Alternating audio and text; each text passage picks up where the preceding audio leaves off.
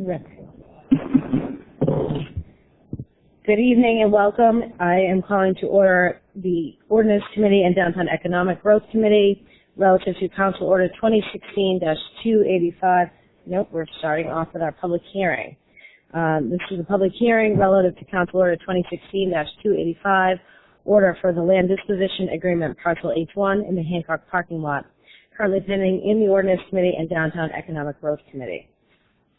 Pursuant to the open meeting law, any person may make an audio or video recording of this public meeting or may transmit the meeting through any medium. Attendees are therefore advised that such recordings or transmissions are being made whether perceived or unperceived by those present and are deemed acknowledged and permissible. At this time, okay. At this time, we'll ask those speaking in favor to come forward. We also have, if those not wanting to speak, we do have sign-in sheets at the back of the room. Anyone looking to speak in favor? Council Order 2016-285. Second call. Third call. Anyone wishing to speak opposed or undecided? Come forward. Council Order 2016-285. Those wishing to speak opposed or undecided, or sign-in sheets are available in the rear of the room. Public hearing. How you doing? John Rodophele, 62 Grand Wall Road. I just think you got to really put the brakes on and not be voting on this till we at least hear about the garage. We hear about the infrastructure, about how the plumbing and sewer is going to get connected to this building. It's a very dense building. There's going to be a lot of bathrooms in all the units that are going to be used all the time. Right now, there aren't any bathrooms being used in that area. It's a vacant building. We have to make sure that the developer takes care of the infrastructure and you don't let the taxpayers get stuck with that infrastructure. And, you know, we just have to worry about what we're doing about bonds. I'm very concerned with the amount of debt that we're issuing, because we're going to be issuing debt to pay for the sewers and we're going to be issuing debt to pay for the parking lot. We don't have money for these things. What we really should be talking about is the retirement pension fund and the health care costs. They're very important things that need to be talking about instead of development on the schedule. It's just ordinance meetings are nothing about the Hancock parking lot, or they're about H1, they're about R1. You know, pretty soon bingo for the developers is going to be across the board, where the taxpayers are really getting stuck with, you know, a lot of liability, a lot of the risk. I'm not sure what the incentives are, but we need to see the master plan. Mr. Councillor Finn said what the city council is. You guys are not the master developer. You guys are the master planners. And to have a master plan, we must see all the pieces. So this is one piece. You know, the LBC owns many properties. They're going to be a partner with the city of Quincy for a very long time. But we have to make sure the partnership is one that works for the taxpayers, not just for the developers. Thanks very much. As you come forward, state your name and address for the record, and just learn the time, please come forward. Reverend Bennett. Thank you, Madam Chair. For the record, I'm the Reverend Sheldon Bennett, 43 Marymount Road in Quincy.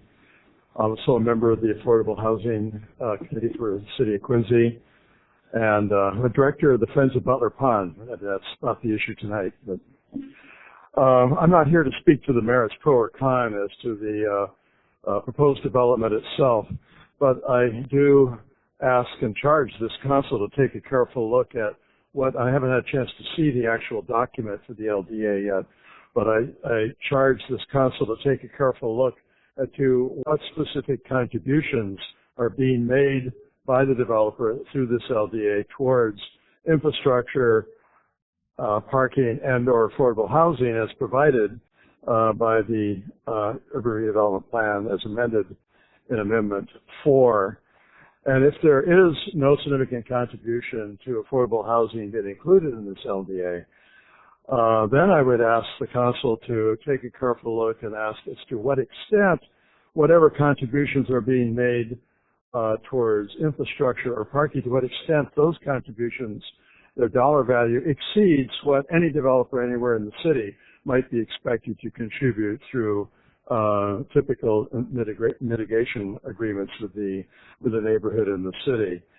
And I would also charge, if there is no contribution to affordable housing in this proposed LDA, no contribution to affordable housing, that this council ask again just how the city council in its role as kind of the final authority on approving LDAs, just how the city is going to achieve the reaffirmed goal of including within the downtown development a mix of housing for a range of income levels, not only for the affluent but for more moderate income, working people, seniors, and others for whom the top of the market housing is just far above far above median incomes.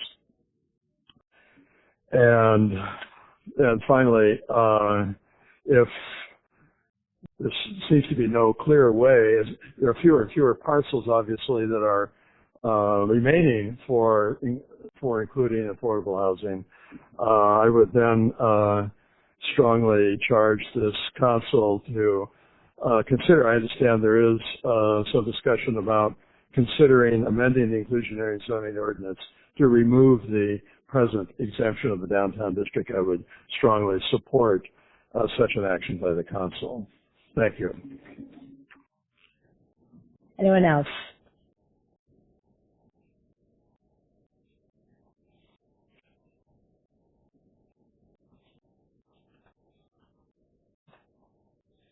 Bill Campbell, 10 Edgewood, Quincy. Think what some of you may. I'm all for developing Quincy Center. The thing is, who's LBC? Do any of you really know? At this time, however, the administration is seeking to have you approve a land swap and land sale, which entails the cities making a further commitment for at least $30 million in municipal debt for infrastructure that is necessary to be built in support of this and the O'Connell proposal. Accordingly, at minimum, this body should insist upon LBC providing duly certified financial statements, including documented net worth, as a line of credit, and proof of financing commitments in place to follow through on its plans before you even consider the LDA. Which let's approve it. Oh, and please don't accept any claims that project financing commitments cannot be provided until the LDA is approved. No credible developer is going to be moving forward on an 8-figure project without already having a financing commitment and all that in place. That the funding entity can qualify its commitment per standard practices. Granted, the aforementioned documents are privileged, but this body has an independent legal counsel who can review them and report back to the council, or this body can appoint a special executives committee to review the documents and report back to the whole. More importantly, such documentation is all but mandatory to protect local taxpayers. But one example, remember what happened when Streetworks imploded. Also note that this LDA would appear to propose more upfront exposure for the city and thus local taxpayers than did Streetworks' proposal, should the LDA go south. This body should also insist upon a contemporaneous consideration of proposed takings of lands from this party, from parties tied to LDC to create the proposed Clivenden Street extension through the former location of Fuji. In short, in for a nickel, in for a dime. Further due diligence is in order. Key for doing so was that LBC was fined $10,000 by the Office of Campaign and Political Finance for making illegal campaign contributions to various elected officials, including Mayor Koch. And yet the Koch administration has continued to negotiate with LBC without any apparent reaching out for guidance from or review by OCPS, the State Ethics Commission, the Inspector General, or the Attorney General. This is unarguably troubling. Further note that people variously tied to LBC have contributed roughly $50,000 in campaign contributions to Mayor Koch, as well as $15,000 more to members of this body, as well as at least one other local elected official. And roughly $10,000 of this was mainly donated to the mayor after LBC's principals were fined by OCPS last November. Granted, pay-for-play is not illegal in Massachusetts, but such payments arguably fail the sniff test. Next, The administration stated that LBC is not seeking any tax breaks for its proposed project. At the same time, it's seeking to lease up to 120 parking spaces for use by its tenants in the garage to be funded by the City of Quincy municipal debt. And the lease looks to be a sweetheart deal for LBC. Per the formula, the most LBC will be paying in monthly rent for parking space in the first 8 years of the parking lease is capped at less than $60 a space, depending on the band interest rate at the time, and which would be less than $40 for the formula at the current time band interest rate. Further, the parking lease formula does not appear to impose any maintenance costs upon LBC. Conversely, the current posted rate for parking space for a new tenant on West Chestnut is $175 a month. President's Place currently charges a bit less than $100 and has 35 west of Chestnut residents renting space in its garage so as to save themselves $1,000 a year. In turn, the proposed 120 parking spaces to be leased by LBC would yield LBC roughly $1.5 million in gross profit net of its parking lease payments to the city in the first 8 years of its lease. Further, by leasing parking spaces from the city on a bargain rate instead of building its own spaces, LBC could save itself well over $1 million in financing costs and property taxes in just the first 8 years of the lease.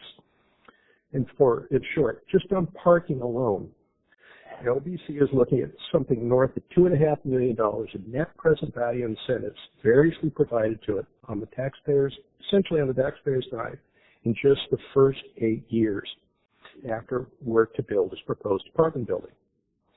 And speaking of apartments, going with apartments rather than its long-touted hotel would basically cut in half property tax paid to the city by LBC on this project, and so blow a hole in covering the DIF debt service and additional local service costs that would result from this project's construction. While time doesn't permit discussing other incentives and benefits buried in the fine print of the LDA, again, to reprise what Reverend Bennett said, waiving the affordable housing payments by LDC would save them another $1.4 million. In other words, $4 million in benefits on around probably a $40 million project. In light of the OCPF sanctions, if this body fails to insist upon undertaking the sorts of due diligence efforts mentioned earlier, ranging from proof of financial wherewithal, background checks, and only appropriate blessings from appropriate state oversight agencies, it could find itself open to charges of argued malfeasance as opposed to merely malpractice down the road. Similarly, careful scrutiny is also necessary as regards running the numbers, as regards the city's financial commitments, as well as its exposure should anything go wrong. Simply put, municipalities should not be engaging in subsidizing speculative private ventures. At this point, however, this LDA, as well as the Econo LDA, look to be doing just that. Thank you for your time and consideration. Anyone else looking to speak in opposed or undecided? We did receive one communication from Arline Goodman, Riviera Road, opposed, and that has been disseminated to all councilors in their packets. Last and final call, opposed or undecided. We'll call the public hearing closed.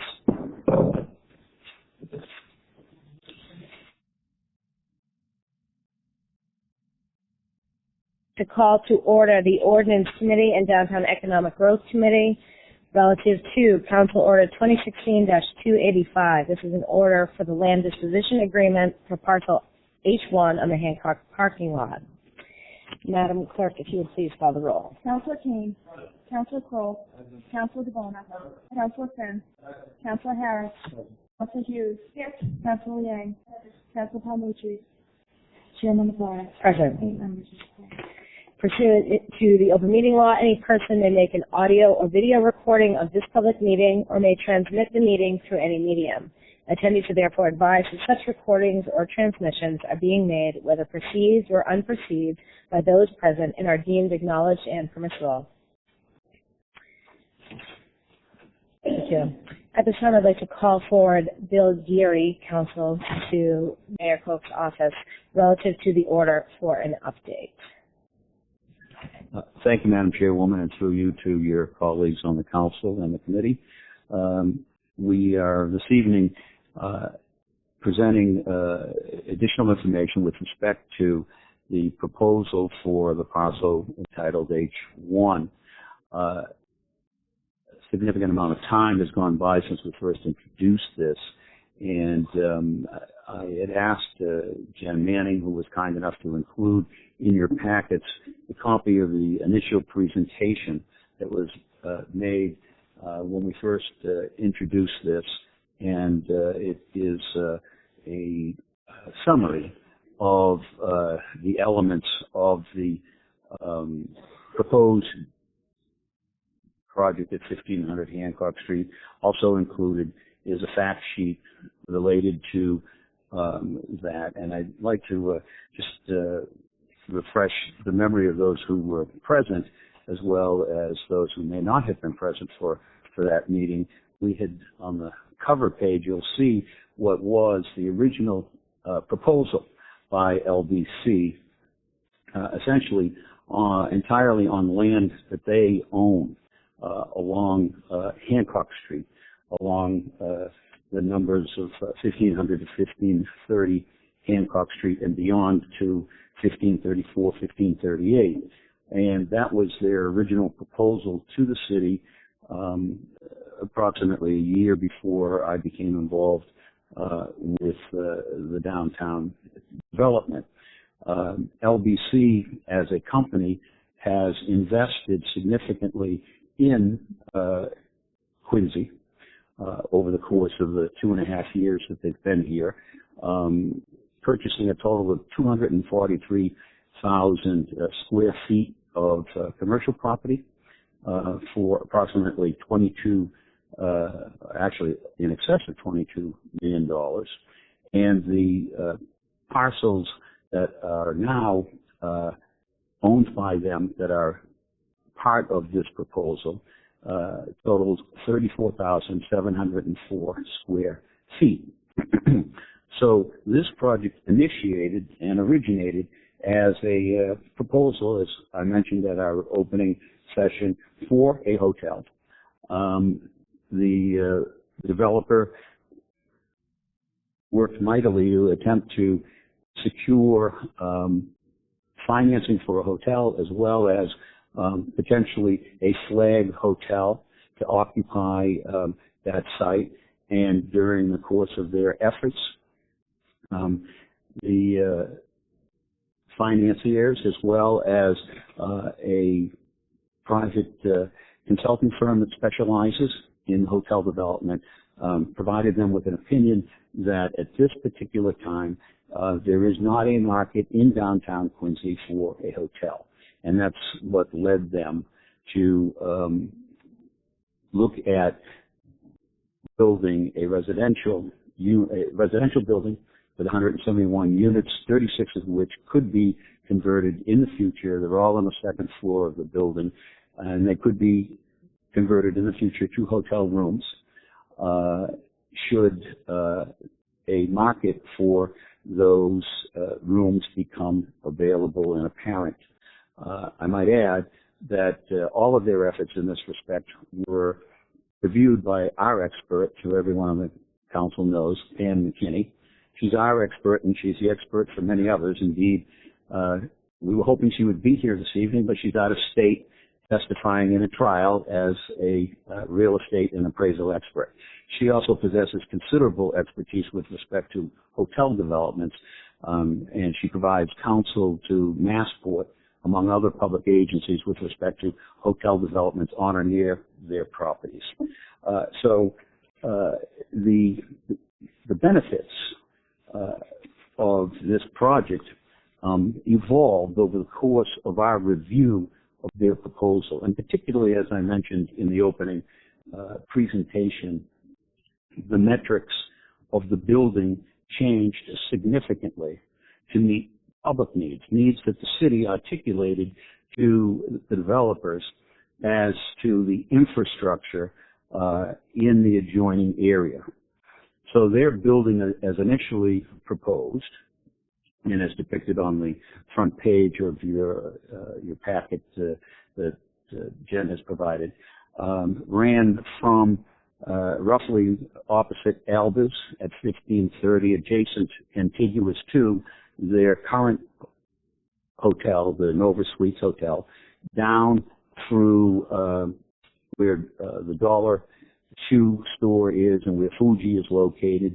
And the city had a long-standing plan as part of the overall going back to the Streetworks era to extend Cliveden Street so that it would connect with a bridge that is being designed by the Commonwealth to connect Bergen Parkway into the Ross area, across Hancock Street into the Hancock lot, and it planned that this would be an access road from Hancock Street to the garage that's contemplated for the Hancock lot, which the administration will be presenting in the near term to the council for its review, as well as scheduling a public meeting, let me say, rather than hearing, a public meeting for that proposal. So as the city reviewed its infrastructure needs, that included the not only the street, the extension to Cliveden Street at the southern end of their proposed building. It included the necessary replacement of a portion of what was a tributary drainage stream to the town brook. And this culvert, so to speak, is over 100 years old and needs replacement. And it happens to be located right under the first building owned by LBC at the corner of Cottage Street. And part of our plan, as I described in the materials and in my initial presentation, is to relocate that culvert and rebuild it. It will need to be rebuilt for its entire course out to a location near Revere Road, where it will join the relocated town brook running parallel for a portion there with Hannon Parkway Revere Road. So that was another constraint. So we kept identifying constraints to their initial proposed development in terms of the configuration of their building, the size of their building. And finally, we wanted to seize the opportunity in relocating this culvert to also provide pedestrian access to the Hancock lot from Hancock Street, rather than have the building go contiguous with Nova Suites Hotel. And that process, linked with our desire to have their building set back 10 feet from the sidewalk on Hancock Street, to widen the sidewalk along Hancock Street for the course of that building as it faces Hancock Street, in accordance with the design plans of the URDP. Essentially, we shoehorned their building back into the Hancock lot, onto a portion of the Hancock lot, which, as we all know, is a blighted area. And we pushed their building back to about 10,000 square feet, 10,196 square feet. And that's how the building came to be configured as it is currently configured, and as you can see in the last 2 pages of the material that's been furnished to you. You also will note that the pedestrian passageway and civic space that is planned to be part of this building is encased in glass, very contemporary, and we wanted to avoid pitfall of simply creating another alley. We wanted a inviting space that was going to activate this neighborhood for residents and visitors alike. And we came up with the notion of the atrium. Because we want to maintain access to the drainage and the culvert for any future needs, we decided that the most efficient way to accomplish this is for the city to acquire that in fee simple, to own that. Likewise, the city will own the sidewalk in front. And likewise, the city will own the Cleveland Street extension when it's ultimately extended at some point in time in the future. So that's how this building got shaped. Not that it was the shape that the proponent, LBC, had initially intended. So we arranged several, as I've indicated to you in my communications, several transactions here, all fee, where in essence we would acquire the frontage along Hancock Street. We acquire the area that's above the culvert, including the area within the atrium in fee, and in turn we convey to LBC the 10,000 square feet that is proposed as the disposition from the parking lot, and it's at the back of their building, not on the frontage. So we take from them 5,057 square feet. They have 10,196 square feet that we propose to convey to them for a difference, a delta of 4,539 square feet that they are acquiring in this exchange. So it's important to note that in addition to the infrastructure improvements, particularly the town brook, which relates to issues we have with inflow and infiltration, and drainage in general. This parcel is in the middle of the downtown. Yes. Thank you. I just wanted to jump on that as a question. I know we're going to really delve into more on the appraisal this evening, but because you've identified this, and I know I raised it as a point in one of our previous meetings, about the liability that exists to the city, and yes, Joe Shea, you're about to get called up, so I hear your ears perking up, but the liability that incurs to the city of the Town Brook culvert. While we relocated the Town Brook and we relocated the flow, culverts remain underneath the Hancock parking lot. This particular parcel, the A2 parcel, has a section of the culvert. Is there active flow at A2?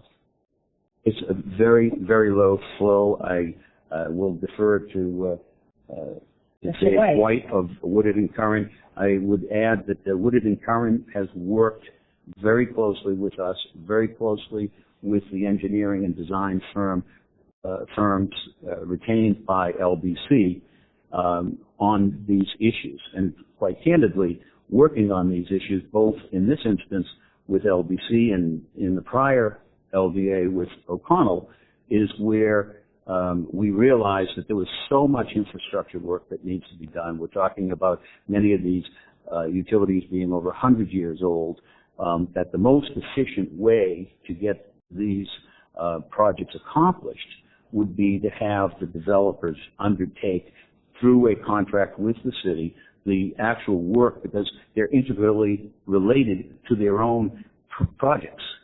And that's what brought us before the council, requesting your support for the home rule petition, which you approved and which the legislature in turn enacted, which confers upon the city the authority to do that. With respect to your question. Please. And I guess I just want to understand, even if we were not in the LDA situation we're in, the liability of the Town Brook at that location is incumbent upon the city of Quincy. That's correct. The former Town Brook currently flows under Hancock Street, under the... So there's a tributary to the Town Brook that exists still flowing under the parking lot? Correct. Okay. And what are I know I've seen the video and I've spent a lot of time on the previous existing conditions before the relocation.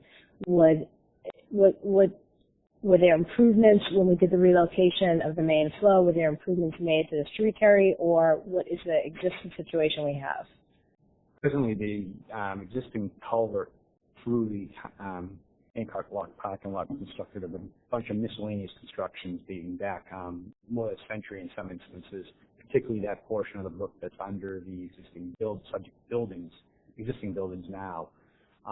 Further downstream between there and Revere Road, it's corrugated metal pipe, which is currently in section circumstance as well. And the reconstruction of this culvert, is there any project cost estimates? We're currently compiling those now. Range? For the immediate relocation associated with this parcel, it's approximately $1.5 million. $1.5 million. Yes. And this is a liability that is incumbent upon the city regardless of this project. So the same way, we have water and sewer infrastructure running underneath storm drain, and the stormwater infrastructure is incumbent upon the city as well. That's correct. This is part of the municipal drainage system. This is part of the municipal drainage system. This is not specific drainage to their property. And other parcels affected by this tributary? The tributary above this location that this culvert serves is approximately a 30-acre watershed, includes a very large portion of the Ross Garage area, portion of the Hancock Street block between City Hall here and Revere Road. Okay. As well as portions of the Chestnut Street and Chestnut And Avenue. when you're saying low flow, we're not seeing the water volume comparative to the main line of the town brook. That's correct. Give me kind of a delta, try to just understand what you're saying. Well, the town brook relocation redirected approximately 40 or 50% of the flow that it once saw. Yeah. So the only remaining tributary now is the remaining drainage connections that are between the relocation of the town brook and the existing city drainage infrastructure. Okay. And is there a timeline for this? Is this culvert repair work need to be done prior to the public improvements that are being proposed? Right. So part of what we heard when we were talking about the Streetworks project was how the town brook has to be relocated for development to occur, right? Structurally, that had to happen first. In this situation, are we saying the public improvements can occur prior to the structural repairs to the culvert, or the culvert, this $1.5 million worth of city liability funding must occur prior to this development? I'm just trying to put a piece of what's the city's obligation relative to the town brook concurrent to this project. Sure. The first phase of the repair or the relocation of this culvert would be done in conjunction with after the demolition of the existing buildings at 1500 Hancock Street. So the developer would then do this work in conjunction with this project. The city will be funding the work. And we'll be hearing about that information, time to be determined. The administration will be coming before the council for a diff request, and all of these projects, because they're all interconnected, all of these projects, including the garage, will be separately and distinctly outlined as to what their costs are and what the urgency and need for those improvements are. I mean, there's no question the city and the age that we are, the age of our infrastructure, this is a can that's been kicked a long time. We've seen, a stagnant downtown, development not occurring. We moved to Town Brook. I think what is hard, there's a lot of conversation about the relocation of Town Brook. Attention to details, it wasn't 100% complete. This is the other facet that remains. I'm just trying to understand what the city's obligation is relative to us.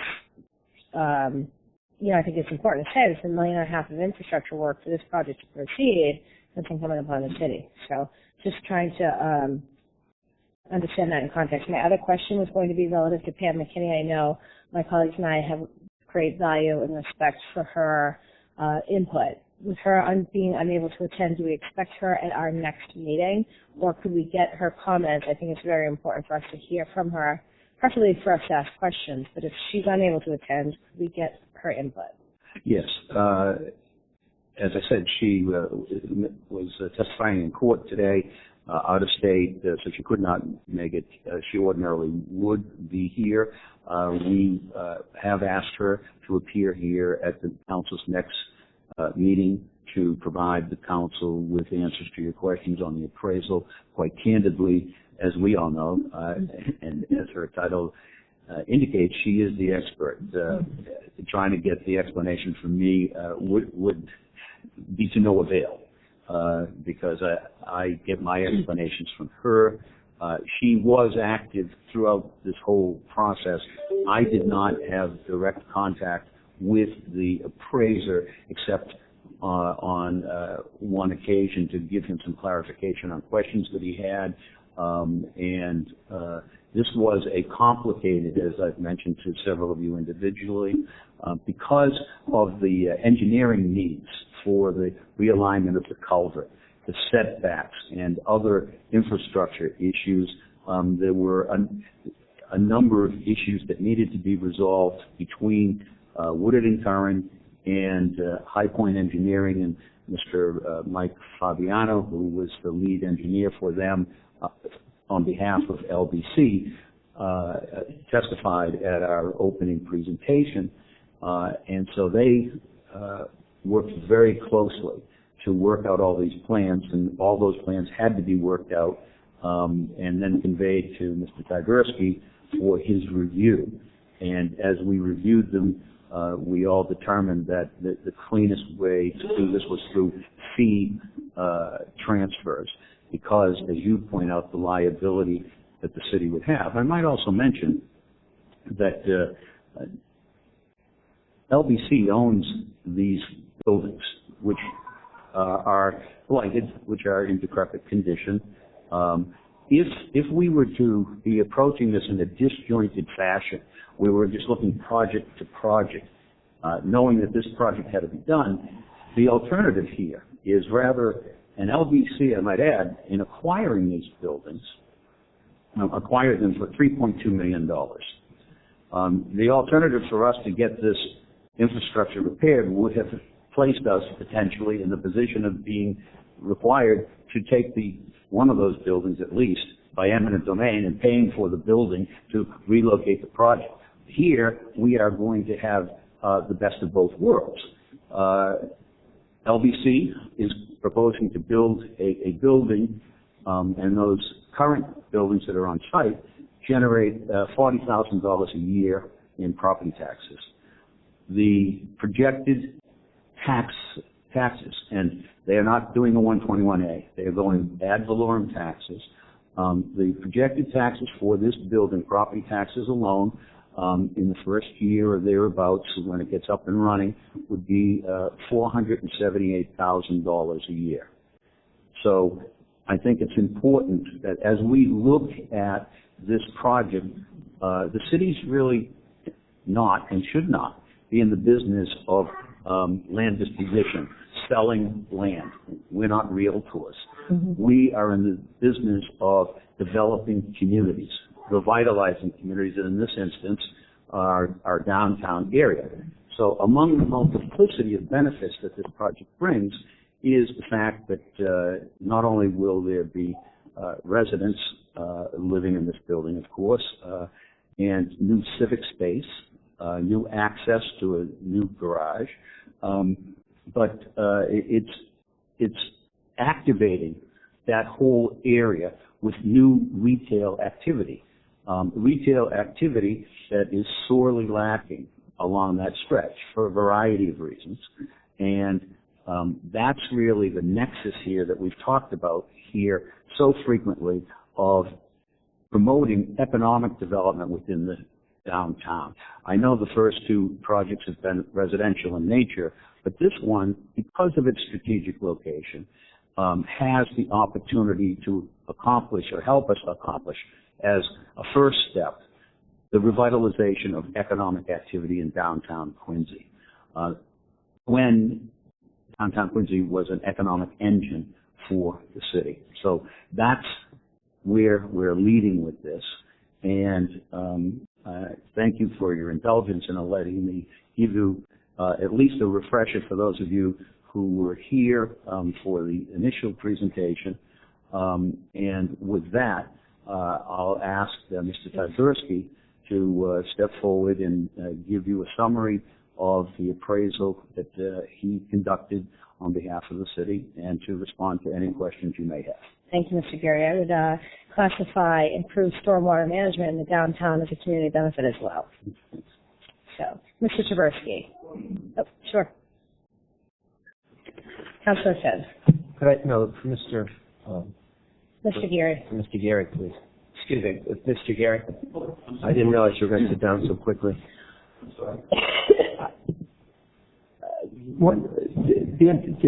Our legal counsel has actually received just recently a copy of this appraisal, correct? Oh yes, I sent him. And he isn't going to be here this evening. Yes. So none of us have really had the opportunity to get his opinion related specifically to this appraisal. Yes. So is Mr. Tyburski prepared to come back the next meeting that we have in relation to this? Well, I can't answer that. We'll certainly ask him. Well, I'm asking from the city's perspective, again, because this is, I mean, there's some question, as you know, in terms of why, and given the fact that Mr. Shea can't be here this evening, some of the level of presentation that we might be receiving. So, again, I've not had the benefit of his opinion related to this specific document. I don't think any of my colleagues have either, have they? I don't think so. So, again, this is a very, not only that, but Ms. McKinnon is not here, who, again, we've come to kind of rely on in terms of trying to explain some of so again, you said she would be at the next meeting. Are we going to have some kind of meeting of the minds at some point in relation to this, in terms of the people who seem to be advising us in relation to this matter? Yes. I did not know that Mr. Shea was not going to be present. No, neither did I. But again, we only so late into the day. And again, I'm not accusing anybody of anything here. I'm just trying to get a sense of the sequence of things.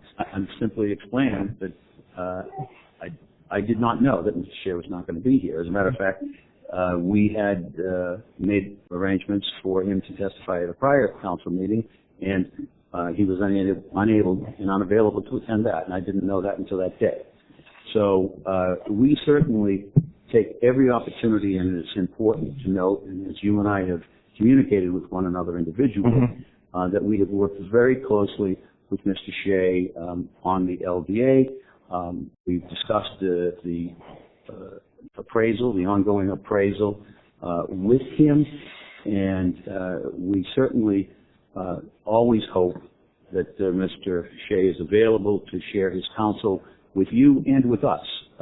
In our dealings, both the counsel for LBC and myself, we virtually accept all of his recommendations. No, and again, I'm not questioning any of that, but what I am saying is I think, again, in terms of timing alone, for when he probably received this appraisal and when we've received it, his input is helpful, but also, particularly given the lengthy discussion that occurred the last time that we had with Ms. McKinnon being present, it seems to me that it's in that context that we make the most sense out of what is unquestionably a very complex analysis or matter.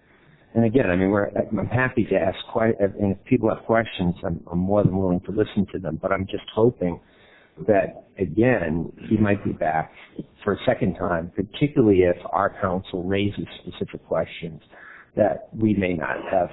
We would be pleased to make certain that happens. All right. Thank you. Thank you. Mr. Tyburski.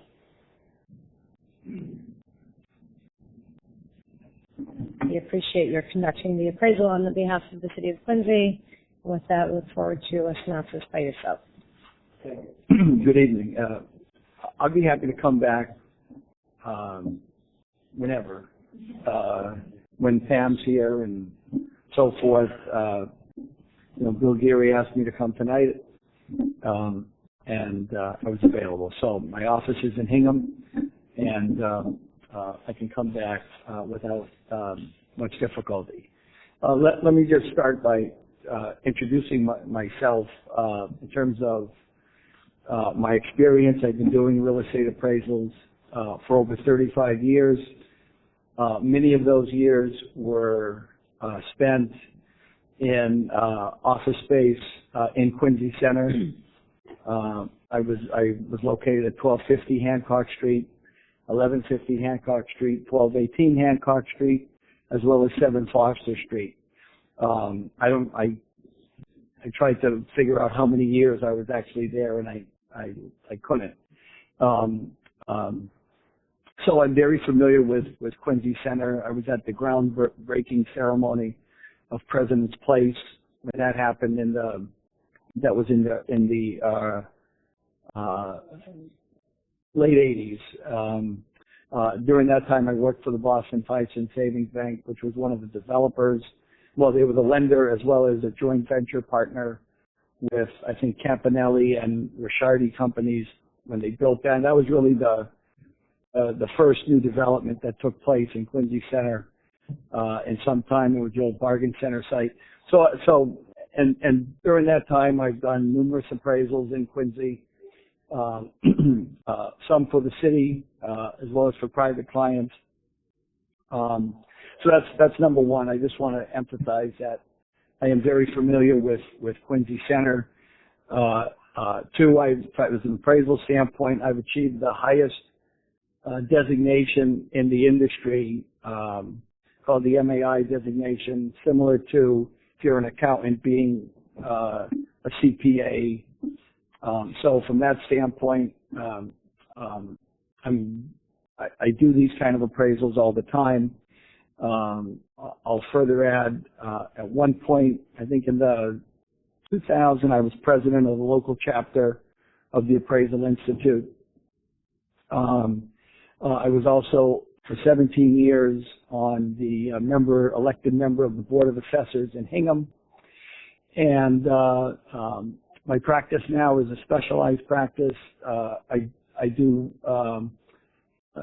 I've done all kinds of appraisals for all kinds of clients, but currently it's more specialized in these type of transactions. I do a lot of work with Mass Department of Transportation, MWRA, Government Services Administration, as well as a lot of municipalities, as well as private clients. So that's my background. I was, and I'll also just state that I'm an independent fee appraiser. I was hired by the city to come up with an independent opinion of the value of this transaction, and that's what I did. So Bill outlined, I think, summarized the project. What my task was, or scope was, is to figure out the net effect of this land exchange between the city and the developer. And yeah. Just really want to be clear. The primary purpose then of the appraisal was essentially it's the benefit to Quincy of this particular land swap. Well, yeah, to estimate the net effect, valuation effect, not all the other valuation effects. That was discussed and was ultimately considered beyond the scope of the appraisal to try to get into evaluating the intangible benefits. This was really to value the tangible effect, net effect of this exchange between the city and the developer. And as Bill explained, the city was transferring 10,000 square feet in fee simple to the developers, and the city was getting back around 5,000 square feet, 5,500 square feet. So the net effect in terms of the exchange was around 4,500 square feet. So There's several different ways you could approach that problem. One is to look at, okay, what's, the city was transferring backland, part of the parking lot, and they were getting land that is frontage Hancock Street, and sometimes you can get into evaluating the quality of the parcel that's being transferred. But in this case, which is very typical, it's similar to what you do in sort of an eminent domain transaction, where the city is or a municipality is taking property. To value that, you use a technique called the before and after method, which is what I did. So basically what I did is I valued the developer's original parcel before this whole proposed exchange and came up with a particular value, and then looked at the value of the piece after the exchange, and then the difference between the two would measure the benefit. Whether if it's eminent domain, you're measuring damages. In this case, because it's not an eminent domain situation, you're just measuring the difference between value before the exchange and the value after the exchange. So, I mean, that's a quick summary of it. I'd be happy to answer the specific questions that you may have.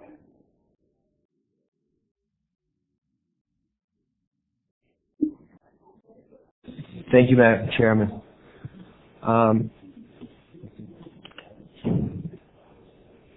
Just so I make certain that I understand this, is it the parcel in its entirety, the before and after value that we're actually looking at, or are we looking at the segments of the land, the specific parcel that we're transferring, as opposed to what they're transferring over? Well, in the before analysis was the developer's parcel as a standalone piece. Got it. Based on the current zoning. Right. What could they build there? And to some extent, I am not an expert in terms of coming up with going through all the zoning engineering to figure out what physically and legally can be put on that site. The city hired an engineer to come up with what could be built on that site on a standalone basis by zoning. And then that same engineering company made the same estimate. It was wasn't completely, there was some make some modifications to their numbers based on some changes as the land area changed, but that was minor. And then said, okay, now that they've got this, now that they've got an extra 4,500 square feet, what can they build on the site, physically and legally? And so once we had those two numbers, I valued the parcels based on those development parameters, before and after, both on a standalone by right basis. And by right I mean based on zoning, what they could build on there. You conclude that the net market valuation is estimated to be about $500,000. What does that, just in lay person's terms, what does this mean? What does this mean for us as counselors who are trying to decide this? What's the particular benefit related to this as it relates to those who are saying, by us making this particular deal, the Quincy is actually benefiting from that in some way? Just walk me through what that reconciliation means for us. Well, Again, it does not get into the intangible benefit. I'm not talking about that. Just in terms of the value per se of the $500,000. What is the meaning of that $500,000? Well, the meaning is the developers are getting an extra 4,500 square feet of land. Mm-hmm. And land in urban areas, it's not simply a function of what the square footage is of that land. It's what can they build on that land? How high can they go up? So there's if this was land in a non-urban area, where people aren't building up to 7 stories, it'd be worth, if they could only build 1 story, it's worth a lot less than if you can build 7 stories, because 7 stories has 7 times the amount of development potential. So land is going to be worth more, even though it's only 4,500 square feet, because it's 4,500 square feet times 7.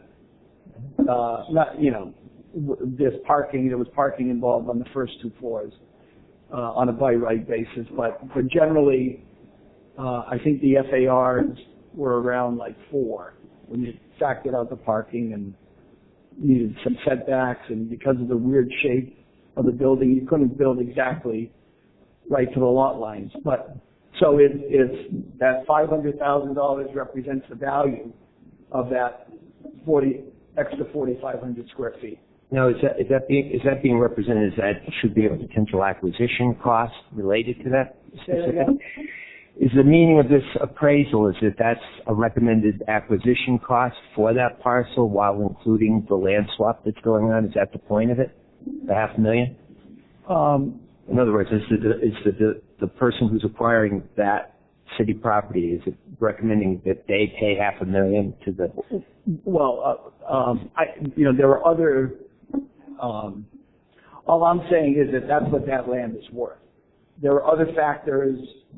Maybe, I don't know. I don't want to say that's a recommendation as to what they should acquire it for.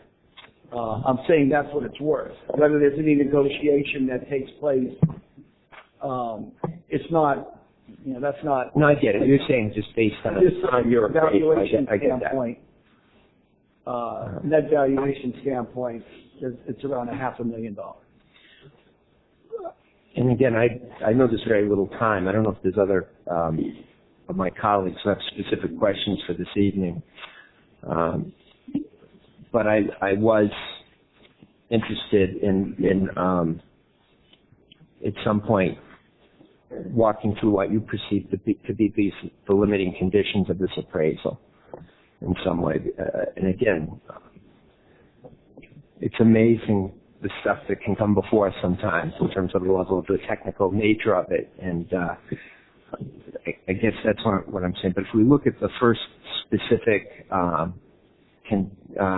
limiting condition that you talk about, I think you might. Is that what you were kind of referring to already in terms of estimating value in some respects? Well, it's on. We're on page. Yeah, no, I have it. I'm talking about. It's in that cover section. What I mentioned at the beginning was that I'm not an expert in the whole engineering aspect to figure out what footprint you can put on that particular site. Before, it was their site on a standalone basis before this acquisition. And the engineering firm, what they did is they provided an estimate only on Parcel A. Mm-hmm. When it was ordered by the city, that was their request of the engineer. What's the footprint you could put on Parcel A? Well, it turned out they also owned, they didn't include Parcel A1 and Parcel A2, which they owned, in their original estimate. So what I did is I had to sort of, I'd gladly get another estimate from the engineer to say, okay, let's give me your same analysis that you did on the whole piece. I didn't have that, so we basically took their numbers with a sort of in a pro rata way and translated it to that total parcel that's owned by the developer. So that's number one. Number two was, similar to that. Then they did an estimate on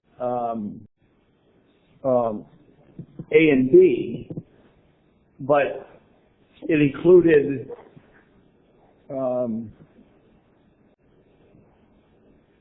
it was a little different than what was actually what parcels A and B ended up being. So again, they had two estimates, but the final plans of the sites that are being conveyed were slightly different. So we interpolated a little bit to fit what was actually happening based on the general numbers they came up with.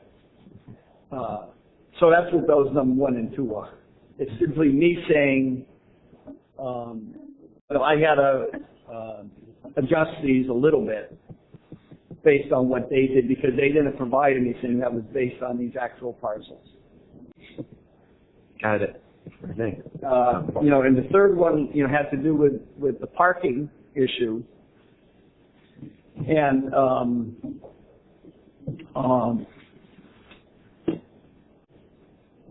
as part of the land development agreement, it went from what was allowed on the site on a before and after basis by right, and by right they had to provide on-site parking, which generally would have been parking on the first and second floor. So the residential area would have been on floors 3 through 7. Through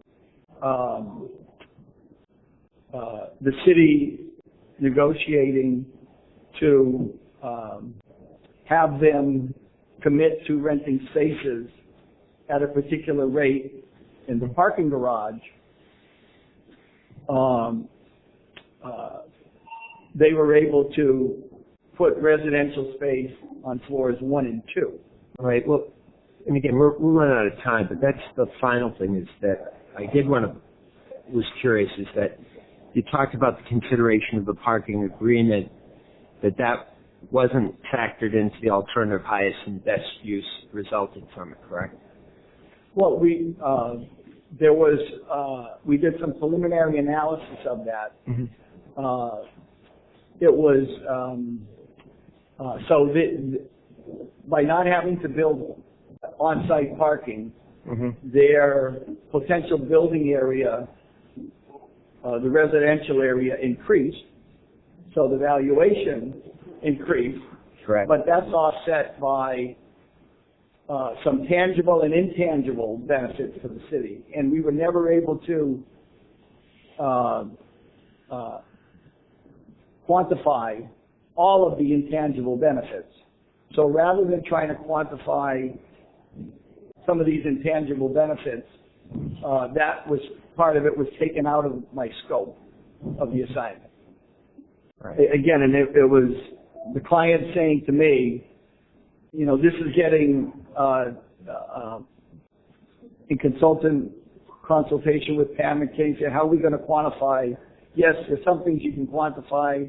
They're going to be paying rent for the parking spaces. Those have a value over and above what the cost of it is to construct the garage. So you wouldn't have to, if you built the garage on a speculative basis, you wouldn't have to deal with the extra risk involved in building spaces for another 50 to 150 spaces, not knowing whether you're going to be able to rent them, or how long it will take to rent those spaces, which is incumbent on development in the area for users of those space. So it became difficult to try to quantify all those. So it was just said, look, at this point, let's leave this out of the agreement at this point. As an appraiser, if that so-called, I forget what it's called, the build block, but if we had our agreement in place around that specific parking, would that be able to then give you a better ability then to quantify or relate that to the value? Well, it can be quantified, some of them. Some of these intangible benefits, and Bill gave me a list of all the different benefits,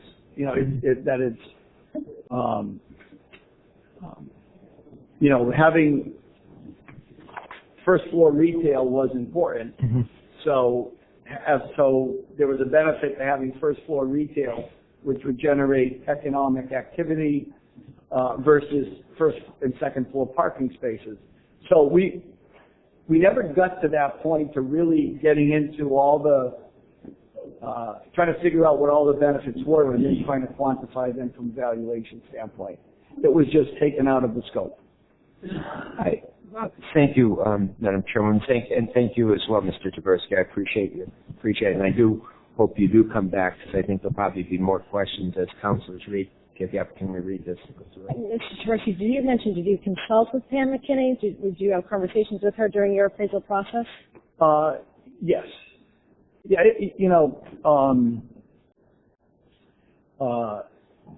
when I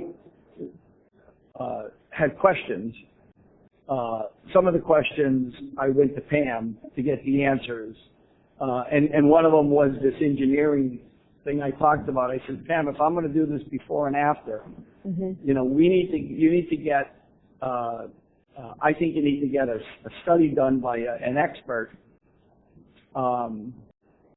that will provide some professional expertise to this, because in valuing a property like this, it really relates to what you can build on. And, the engineer may have said, well, because it's an odd shaped site, even though you can build to a certain FAR, floor area ratio, because of the unusual shape, you're going to be able to get much less. But that's their expertise. So that was on a question like that. I would go to Pam on, and she would say, yes, okay, I agree with you. I'll go get an engineering study, and we'll get that for you as part, so it can be part of your appraisal. In the engineering, the site work relative to the Tombra culvert being the big limiting condition. Say that again? The limiting condition being the Tombra culvert on Parcel A1. Yes. I don't follow the question, but the engineering, the site work you're talking about, they relative to the culvert. I'm sure that they would recognize that. With that, we'll go quick to Councillor Palmucci. We're going to wrap up. We are going to be continuing this meeting 2 weeks to Tuesday, April 18th. If you're available that evening, I believe we're going to be on for 6:30. So we definitely want to continue this conversation. I think it's important to have both you and Pam and Mr. Shea all together, that we're having the same conversation and asking all questions with all parties present. So we do appreciate you being here tonight as planned, but with them unable to attend, I think that's important. With that, final words, Councillor Palmucci. I move positive recommendation by the Ordinance Committee of 2016-285.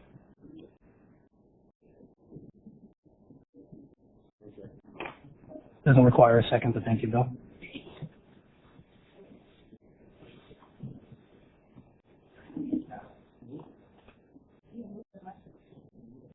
We vote on it.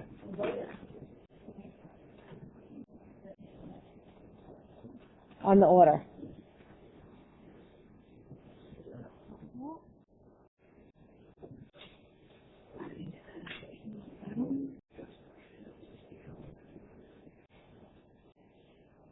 For point of clarification, Councilor Palmucci, move the question on the Council Order 2016-285 relative to the entire LDA. That's the only matter. It's land disposition agreement. Just move confirming recommendation. There was questions around the well as to the vote. Move positive recommendation by the Ordinance Committee to the full Council of 2016-285. Madam Clerk. Councilor Cain. Councilor Croall. No. Councilor DiBona. Yes. Councilor St. Councilor Harris. Yes. Councilor Hughes. Yes. Councilor Liang. Yes. Councilor Palmucci. No. Councilor Laforest. Yes.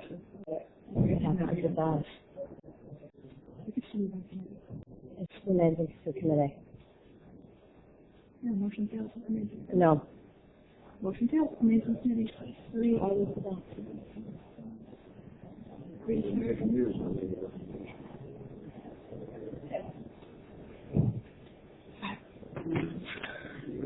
Matter remains in committee. Councilor 2016-285 stays in committee.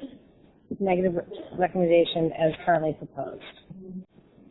We will reconvene and probably schedule forward on, I think at this point, when all information is presented to us, it would have been awaiting. It's been very frustrating to get things in pieces, matters. I think the frustration you're hearing is what was anticipated to be before us tonight, not before us tonight. So why don't we, Mr. Geary, you and I, will continue this discussions offline, making sure that all information is prepared and ready prior to scheduling a forward meeting. Thank you very much. We will request both Councilor Shea as well as Mr. Tyburski and Pam McKinney be present. Thank you very much. Thank you, Mr. Geary.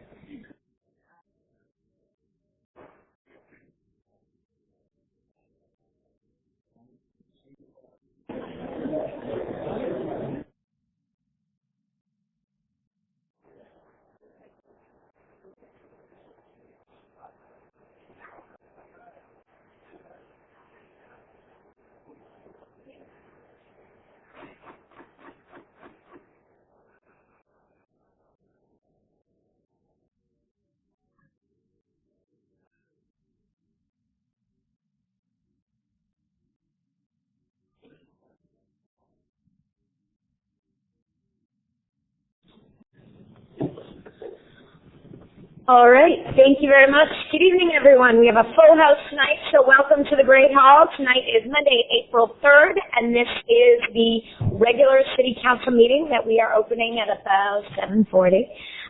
Madam Clerk, if you would call the roll. Councilor Cain. Councilor Croall. Councilor DiBona. Councilor Finn. Councilor Harris. Councilor Laforest. Councilor Liang. Councilor Palmucci. President Hughes. Here. You have 9 members of quorum.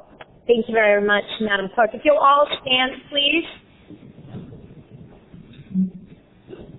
And I just wanted to call attention, all of the councilors, everyone up in the well this evening is wearing these ribbons for Autism Awareness Month for the month of April. So if we could remember all those families and adults and kids affected by autism this evening, and just our thoughts, our prayers are with them this evening. And if we could just take a moment of silence for those folks. And we will call one of our Girl Scouts here this evening, Madeline Yang. Madeline, are you here? Come on up, Madeline. All right, Madeline, lead us in the Pledge of Allegiance to our flag. If you'll all turn and face the flag, and Madeline, take it away. I pledge allegiance to the flag of the United States of America and to the republic for which it stands, one nation, under God, indivisible, with liberty and justice for all. Thank you. Madam Clerk, if you will read the open meeting law. Pursuant to the open meeting law, any person may make an audio or video recording of this public meeting or may transmit the meeting through any medium. Attendees are therefore advised that such recordings or transmissions are being made, whether perceived or unperceived, by those present and are deemed acknowledged and permissible. Thank you very much, Madam Clerk. And here this evening to honor the Girl Scouts, an organization which smartly asked me to leave after 2 weeks, is Councilor Cain. Councilor Cain, if you'll make your way to the microphone, thank you. Thank you, Madam President. You know, the Girl Scouts are plenty here in this room tonight. And I think in my 1 year of being a councilor so far, I haven't seen one group here so many times. I think this is your 3rd time here. Okay? So you've shown us how dedicated you are to the city and to your community, and you've shown us through your education and the studies that you've done, You've shown us your community service. And tonight we're honoring the 100th anniversary of the Girl Scouts organization.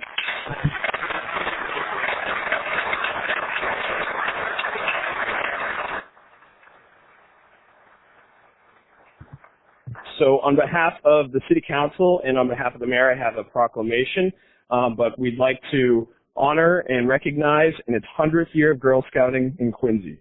Over the past 100 years, the Girl Scouts of Quincy have fostered girls of courage, confidence, and character who make the world in Quincy a better place. May the Girl Scouts of Quincy continue founder Juliette Gordon-Lowe's dream of together exploring new possibilities and wonders of the world around them while leading a helping hand to those in need. We wish you another 100 years of adventure, friendship, and girls changing the world. Thank you very much.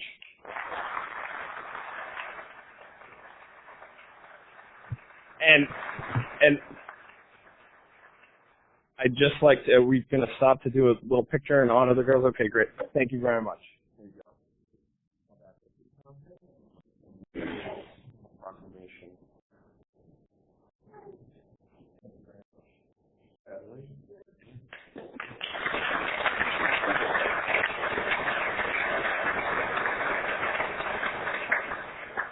All right, so we'll take a brief recess. All the Girl Scouts, if you want to come on up, and we'll just get inside the well here and we'll take a quick picture.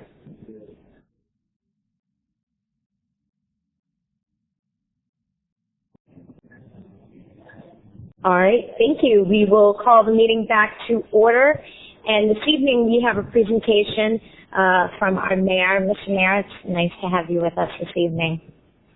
Thank you, Madam President, and members of the City Council. It's a privilege to be here before you tonight to present 2017 update on our rolling capital plan. As you all know, we last year presented before this council.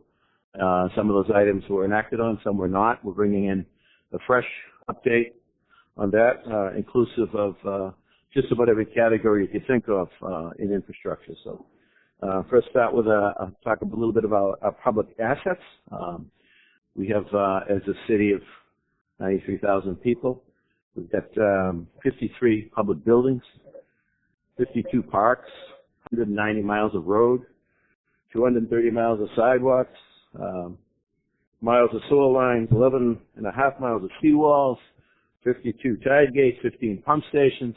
I think you understand we have a lot that we oversee as a city, and I say that we because it's part of our job. We're custodians of these public assets. So with that, we've got some challenges in a number of areas that we'd like to talk to you about tonight. We're kind of breaking this down in two ways for tonight's presentation purposes. I'm going to do the park improvement plan, and then I'll do the general capital plan regarding buildings and other infrastructure. And the hotel tax, which was enacted by this body a number of years ago. I think Councillor Finn may have been on the body at the time. I'm not sure if anybody else was at that time. Councillor Romani was actually the author of it. And that is a room tax that visitors, when they come to our city, pay and that goes into a fund, especially for 85% park improvements, 15% towards tourism. Many years ago, this council supported a major bond issue, which we spent on park improvements. That was paid for with the revenue of the room tax. That bond is getting close to being paid off. We have great capacity now in the room tax revenue. So it's time again to look at our park citywide and do some major renovations and upgrades. So tonight we'll talk a little bit about that. Putting to emphasize to the public, because I know each of us deal with questions of the public every day. This is the room tax. Hotels pay a property tax that goes to the general fund. Visitors pay a room tax specifically because in the special account that has to be spent for these items. So this portion of the presentation, the $27 million we're talking about in bonding, will be paid for out of the room tax. It does not go against our debt because it's a direct revenue. So it's the first master plan since '03, and we've got a number of projects, the first of which is the Hancock Adams Green. The Hancock Adams Green, as we all know, has been underway for a few years. The first piece of Hancock Adams Green was the roadway change, the redirection of Hancock Street out here in front of the church and the City Hall, which creates the setting, the space for this beautiful park. And as you know, we've received $15 million in state and federal grants to get us where we are. So we're looking at phase 2, which is a $15.7 million request to do the next phase, which is the promenade phase. This is going to create in my opinion, a world-class park that respects our history, and it's something that I think the city is long overdue for and truly deserves. When you really think about the building we're in, the history of this building, not so much brick and mortar or the granite portion of it, but the people that came through this building made decisions for future generations. You think about those folks that are buried in the Hancock Cemetery that were part of the early creation not only of this community but this nation. Across the street we have the Church of the Presidents, beautiful 1828 Alexander Paris architect building. Obviously 2 presidents and their wives buried in the crypts in that church, and for years that Church of the Presidents was a traffic rotary. Walter Hannon was made back in the 70s. Some of you maybe weren't born quite yet. Feel like an old timer up here, although I feel good when I look over to Councillor Finn. He's got a few years on me. Walter Hannon actually talked about putting a tunnel in Hancock Street here, creating some kind of a park setting, because he felt at that time that we weren't treating our historic resources as we should. So this is not a brand new idea. It's a different execution of that idea. But I believe that this will bring the core of our history together. This will become a true destination, not only for visitors, but really for the families of the city to really enjoy. And Halverson out of Boston is a company, landscape design company. They've earned their money because I've driven them absolutely crazy, being a former park commissioner. And Rich Houghton, who's a Quincy resident, has been on that team from Halverson. So if you look at some of the slides here, that's an overview. You can go to the next one, Mark. Bird's eye view, you see the church is on the top of that slide, and it shows you the promenade, essentially roughly where Hancock Street was. Will be a paved promenade lined with trees, statues on each end, and there'll be water features in the park. Go to the next one, Mark. So if you're looking north, that's what you're going to see. That's the end where John Hancock statue will be. You can see to the left the contemplative water element. You can see folks obviously enjoying it, but more importantly, you see the size of the trees as well. This is an expensive park because we are putting in quality product and mature plant material. You may remember a few years ago, the city held a national call for artists to construct the statues. We had 78 respond across the country, and 2 foreign countries responded as well. That artist was chosen. He's finished his work. The statues are done. They were built in a studio in Italy. They are now in a storage facility not far from here, waiting for their placement on the screen. So this slide is not looking south. You can see the church to the left. This would be coming really from the T heading into the square. Next slide shows the other major water element feature. You will hear this water from no matter which part of the park you enter. I'm sure you're going to hear this. This is significant, and the design so very impactful and really adds to the quality of what a world-class park should look like. So that's the Hancock Adams Green portion, which is the largest portion of the $27 million. Again, it's $15.7 million. It piggybacks the investments that have already been made, a lot of underground work that has been done to date. This will bring it to the next phase. There would be then one phase left. That would be from the promenade to the T station. And we have preliminary designs on that, but we want to wait to see how the development kind of shakes out in around the T station, because we don't want to be doing things 2 or 3 times. So this will take us to phase 2. Phase 3 we'll revisit at the right time when the development of the T station starts to emerge. So next on the agenda in the park side is the Marymount Park piece. Marymount Park is, in my opinion, the gem of our park system. It goes from Hancock Street, goes down to Blacks Creek, Pine Island, and it has everything. It has wooded trails, it has salt marshes, it has everything you can imagine for formal recreational activity and certainly passive recreational activity. This was given to the city in 1885 by Charles Francis Adams II, who was a grandson of President John Quincy Adams. He was a remarkable individual. He was renowned statewide because he was very involved with the state, creating Blue Hills Reservation and what became the NBC, the parkways and boulevards. So he loved the city, and try to sum this up, he, along with some other folks at the time, Charles Porter, who became the first mayor, put together a park association. He tried to get the town at the time to vote park commissioners in to purchase these properties to create Marymount Park. He was defeated on the ballot a couple of times. He decided to take it into his own hands. He assembled all the parcels and gifted to the city. The city accepted it in 1885. Some 72 acres, 8 acres Pine Island we added at a later date, which brings it to the 80 acres. So Charles Francis Adams was quite a guy. You think about this city without Marymount Park, that's a huge gap in recreational use. So we're grateful to him. Charles Francis Adams did take a train trip with Frederick Law Olmsted. And later, in 1937, the city engaged Herbert Kellaway, who was an associate of Olmsted, to come up with a master plan. We'll just go through these slides, Mark. Now, that was a Walter Smith shell up on Pageant that was torn down back in the early 50s, I believe. You can see the Wollaston Beach before the boulevard was truly completed. Some great old slides here that we got.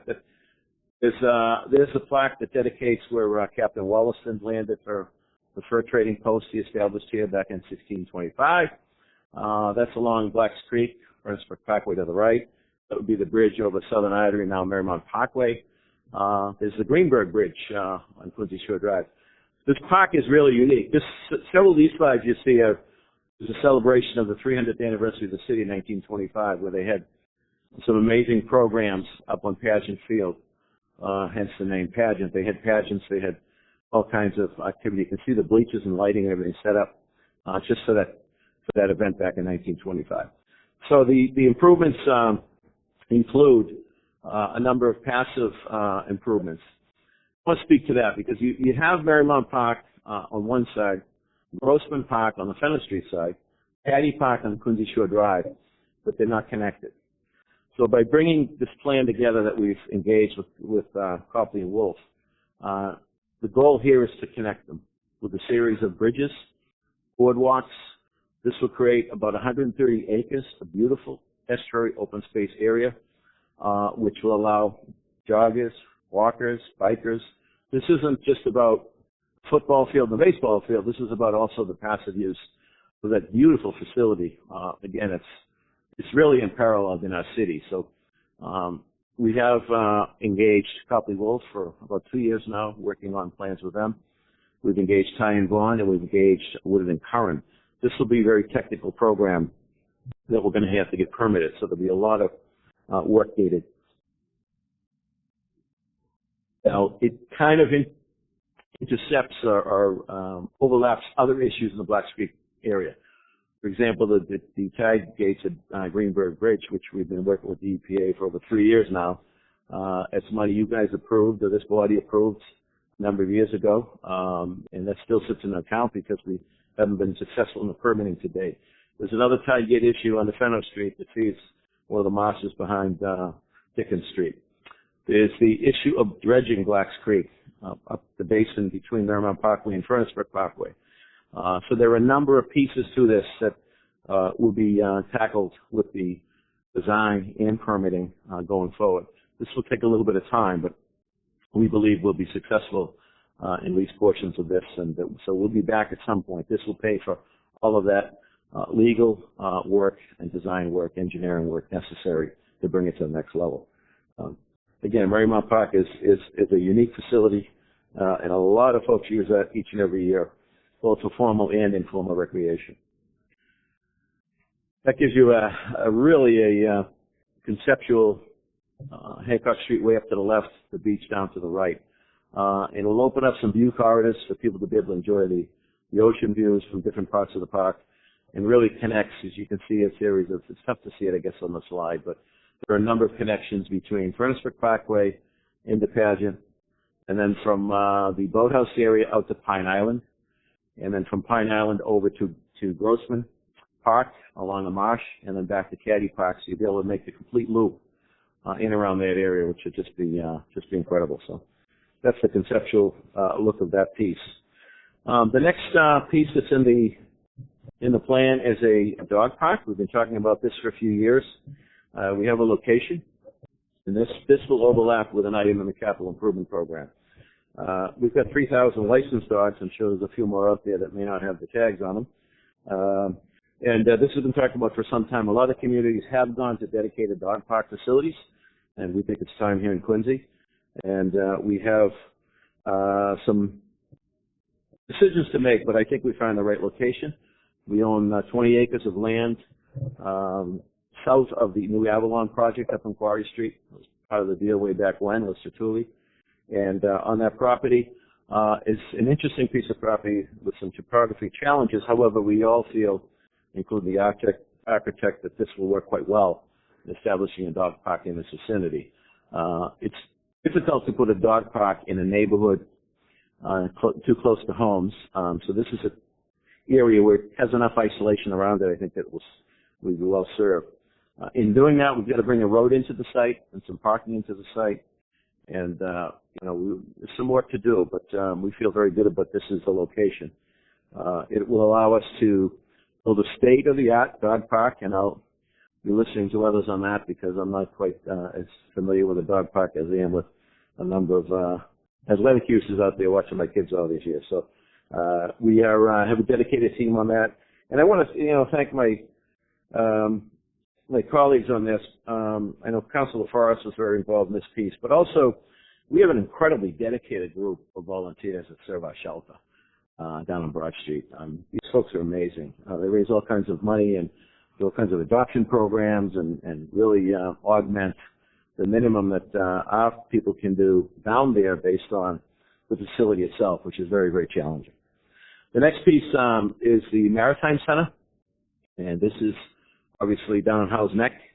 I've had the good fortune to be serving as an appointee from the governor on the Seaport Economic Council, and we've been very successful with some grants for the city. And the first grant we received was to upgrade the ramp, which was did not meet standard. That was just under $700,000, and that is in progress.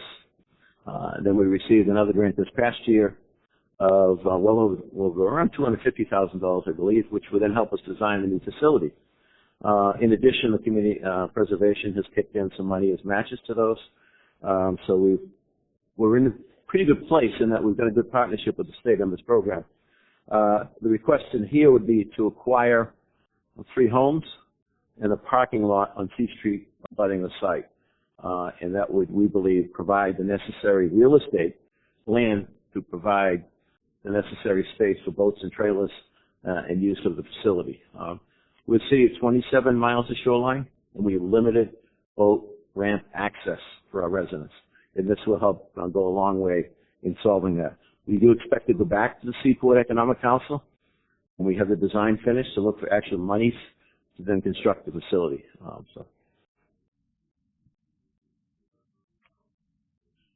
On to citywide improvements.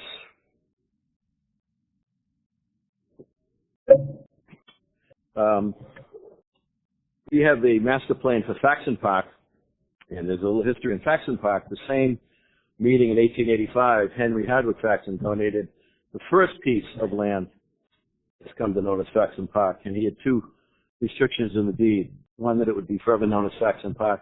2 is there'd be no alcohol consumed in that park. I can't speak to the second one, but the first one we've held. Another amazing, prominent businessman that loved this community and wanted to leave something for future generations. In addition, we're looking at the reconstruction of Kincaid Park over in Water Street. Henry Kincaid. Kincaid was another major prominent business person in Quincy. And that we're looking at how that can best serve the new middle school as well as the neighborhood. So we're looking at some changes in that. And that's just going to be a significant project. There's going to be a complete renovation of that facility. Permitting for the Mount Street Beach area and the boathouse. We talked a little bit about it. I remember Councillor Croall with me down with Jay Cashman at the shipyard a couple of years ago to announce Jay Cashman's commitment to build and pay for a new boating facility that's for rowing, which would also serve for kayaking and canoeing as well. Mr. Cashman is still committed to that. We have some challenges in the permit because this is a designated port area, even though this has been a recreational use for 150 years. So we're working through that process. So the money in here would be for the permitting and design work, and Mr. Cashman's going to pay for the actual structure and the piers associated with it. Lights at Quarry Hills, the Little League facility up there, Quincy Youth Baseball has raised some money and got some in-kind donations to put some lights on a couple of those fields up there, and this will kind of match that grant and get that finished up for the playing season, hopefully this year. The completion of the Ray Dunn baseball field and the Florida Clubhouse field improvements, and I know, again, the council's been working on that. Replacement of turf at Veterans Stadium. The last big bomb we did the new turf facility at Veterans Stadium. It was guessed that it lasts around 10 years. Well, it's around 10 years. The beauty is we don't have to rebuild the whole stadium. We just take up the carpet and put a new carpet down. It has served the city very, very well. There'll be other improvements all across the city, just about every park. The last time we did improvements, we looked at tennis courts, basketball courts, street hockey courts. We constructed a number of them. And others we repainted. Well, those are the ones that were minimally done and now need to be completely renovated. So in the cycle of park work, this is going to go a long way in bringing our facilities again. Actually, keeping them to the bar that we set. I think we hear from people visiting our city all the time on the sidelines what great facilities we have. So this will continue to keep that reputation. Community preservation, last few years, they've been committing about $500,000 a year to the parks for various programs. And the issue that comes up frequently before them is the tot lot reconstruction. We did about 24 tot lots about 20 years ago. And those now, time is up for those to be replaced. And what I'm going to be asking of the Community Preservation Committee is to do a similar program to this, and that we bond the total amount, which should be between $5 and $6 million, and then we take that $500,000 that's already committed each year to park use, put that revenue towards that bond. What that allows us to do now is, rather than the various groups that come before the CIP, before this body, and before our office, competing for those dollars, we now can upgrade all of them at the same time in a very good way. We're including in that, in the wear zones, under the swings and all, we have the wood chips. We put the rubberized material in, which would help easier maintenance long-term and safer for the kids using it. So that has not come to a final decision. It's a recommendation at this point. I've spoken to the chairman of the Community Preservation Committee, and we'll talk to the group directly on that as we go forward. So we can go over to the now the capital plan, which deals with a lot of issues. As I said in the first slide, we have an awful lot of public buildings across the city. And you think about that, about 20 school buildings. We get 8 firehouses, the police complex, DPW complex, which has several buildings, park and rec complexes, several buildings, libraries. We have a lot of city buildings. And again, we are the custodians of those assets. You can't continue to let those go over time, as we know with our homes, what happens when you do that.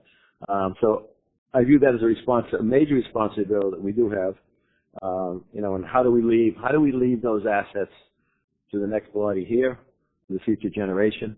I think you pay now, we pay later, and this is a case of us dealing with those needs we have in each and every one of these buildings.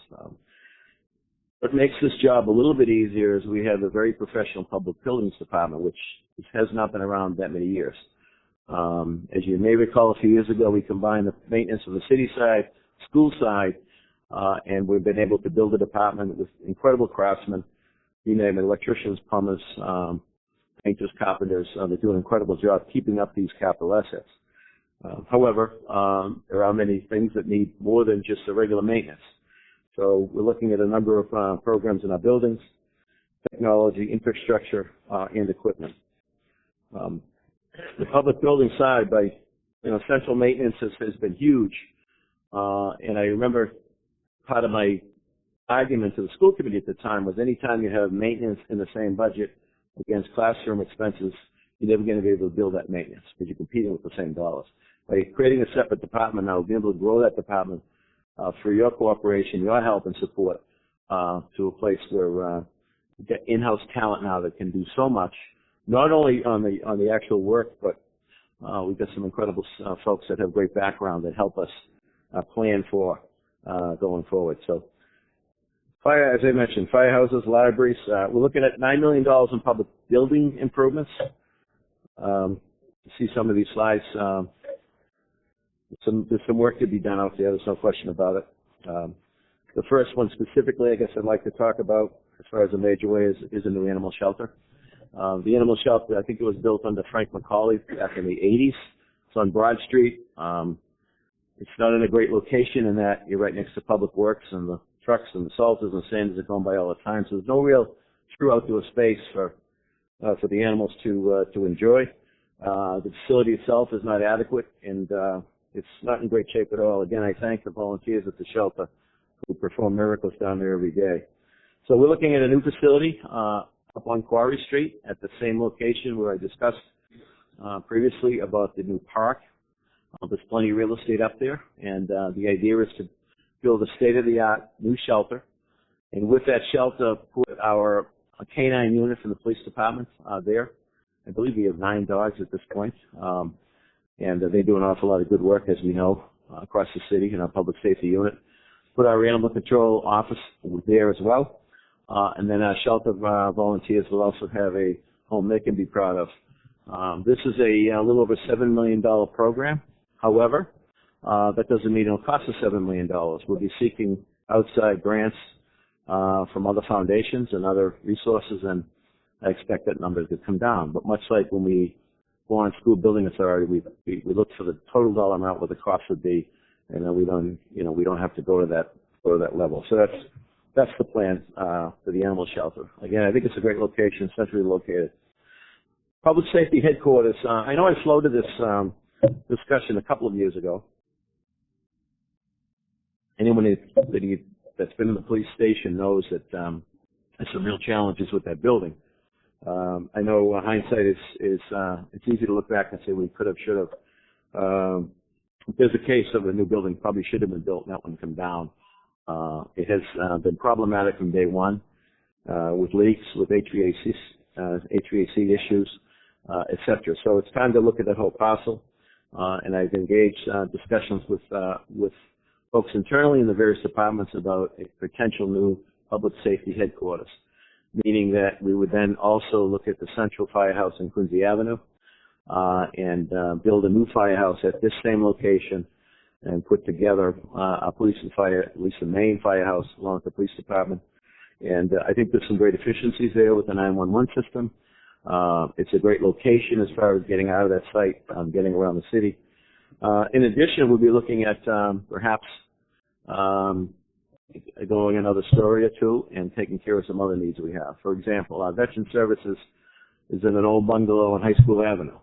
It's kind of separated, isolated from the general public, and makes it a little more challenging. Our senior center is really thriving, and the health department down there, I'd like to take out and put them in this facility so that the senior center can be complete use of that building. They've got tremendous programming happening there. There's more than 4,000 members at the Kennedy Center, and they would love to have that additional space to continue to add programming. So I think that works very well. If you've been in 55 C Street, the Inspection Services Department is not in great space and on top of each other, and I would look to put the Inspection Services also into this building, and down the road perhaps the Public Buildings Department as well. Additionally, we could put some state-of-the-art storage facility for our records. That's been a challenge. I know the clerk and the former clerk has been on that issue for a number of years. We have some storage. We pay rent in some storage facilities today, which doesn't make sense, so I think we should pursue that as well. So this is early. This is a request to do some early design and engineering, and then bring it back to this body after some work is done so that this body could make some decisions based on some of the homework and due diligence that will happen with this piece. As part of the program, we are asking for the purchase of the Bryan Post on Broad Street. The idea would be right now we go into the Bryan Post with our public buildings tradesmen. We have to get them out of the old Sterling basement where they've been for a number of years after the new high school was built. They used to be in the old Tech. So the carpenter shops, plumbing shops, and all of those areas we need to find a home for. We think that on an interim basis they could slide into the Lion Post. I was actually married there a long time ago. Hasn't been open as a facility for a long time, but it's a great location. We feel we get C Street over to Broad Street, look at all of the issues relating to that municipal complex, including public works and the layout. At some point, Mr. Quirk, Dan Quirk, has been very generous with our fire department. For those of you that don't know, he allows us to use a major facility down there for the mechanics and storage. As the value of the yard goes up and we see development down the road, I am sure that we're not going to be able to stay there forever. So we'll be looking at that issue as well, whether we can work that into this master plan of this municipal complex. So next, I'd like to touch on the schools. As you know, we've made great progress on the schools to date, and I know that this body has been an integral part of that. You voted for the Quincy High program. We voted for the Central Middle School program this past fall. We voted for the authorization to move forward for the old Sterling Middle School in Southwest Quincy, which we're going to be replacing. And we've been very successful. And I thank our legislators for funding this program. I thank Treasurer Goldberg and Jack McCarthy at the SBA for the work and the partnership they've had in getting these things done. So we can't rest on our laurels. And we've got a number of municipal buildings, and I purposely asked a number of folks, school committees, school administrators, what do you think the next worst plant is as far as schools go? And it was unanimous that the Squantum School has a lot of issues and a lot of challenges. And it was added on a couple of occasions. It's not really quality, those additions. So it's time, and I know we're going to be renewing that interest as far as getting back in the queue with the School Building Authority. We've been in the queue for a couple of years now, but I think until Sterling gets going, they'll probably not grant us another grant until that thing gets rolling. So we're looking at that. And I'm sure we'll be working with a good counselor from Ward 6 on that planning. Counselor. And then New West Quincy Elementary School site. And I talked about this a little bit publicly not long ago. As folks know, the St. Mary's School closed a number of years back. The convent was sold off and condominiums have been built there. That leaves the school, which has been on the market, to lease or sell. We've been negotiating with the Archdiocese of Boston and the Quincy Catholic Collaborative. And I feel strongly we should acquire this property and then begin the planning for a new school on that site.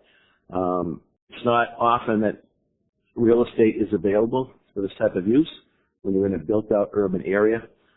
This was a school site, so the neighborhood was used to a school, although I'm sure Council, some of the neighbors won't remember it when we move forward in community meetings. But having said that, the kids from West Quincy to the other side of the expressway go all to Montclair School and Montclair Elementary School. We were a city of neighborhood schools, and when Prop 2.5 came through and a lot of closes that had to be made, again, I'm not second guessing. I think the West Quincy area of the city was gypped. I think that the travel distance for them far exceeds any other part of our city. So my recommendation, and I know there's a lot of votes that have to happen, including this body first on the land. My colleagues in the school committee will take a look at this and have a vote on it. But in my discussions with the superintendent, a new small elementary school would serve that neighborhood very well. It would also ease up space at Montclair, Wollaston, and probably Lincoln Hancock to some degree. As we know, the old schoolhouses that were built way back when were built pretty straightforward: classrooms, restrooms, nurse's office, principal's office. The education space today requirements are far exceed that. Specialists coming in, you need space on one-to-one. So this would go a long way, not only in solving it for West Quincy, but really freeing up space in some of those other school buildings so they can better educate our kids. So that's a separate, that's part of the CIP, but that'll be a separate issue I'm sure we'll talk a little bit more about going forward. Did a lot of technology in this program. Last year, as you know, we did a lot of technology upgrades in the school system. And this year, we're looking for some various items, radios for police and fire departments, our first responders.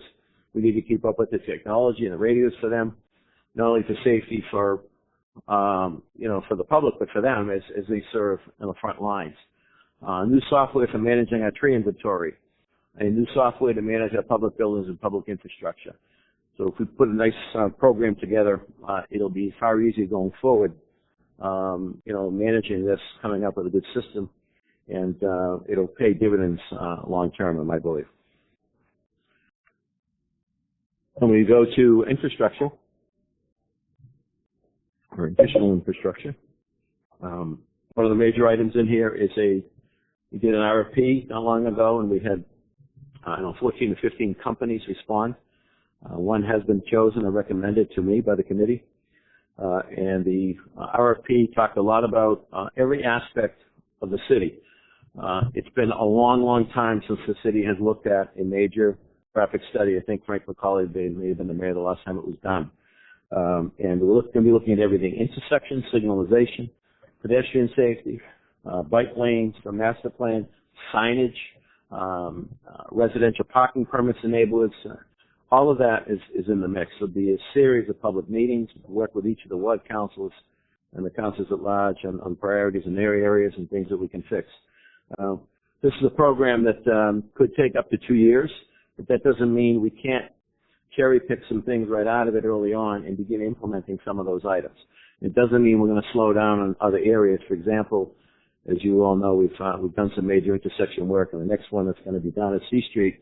We're working with MassDOT on C Street between Quincy Shore Drive down to Palmer Street. So, again, our state legislators provided some funding for that. We're grateful for that. So, again, we'll be going neighborhood by neighborhood and trying to fix a lot of long-term challenges and problems that we do have.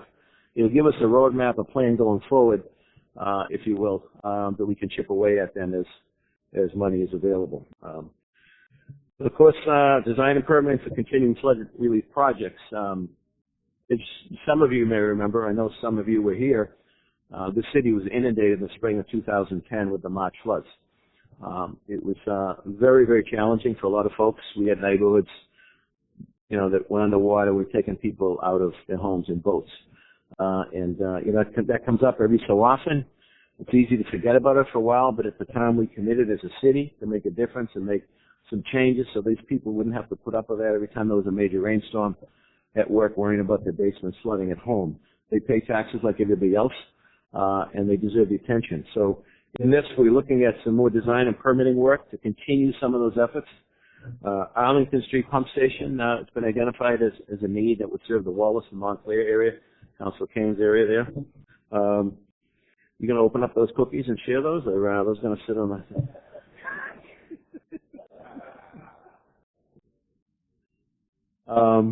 Thank you, Councilor.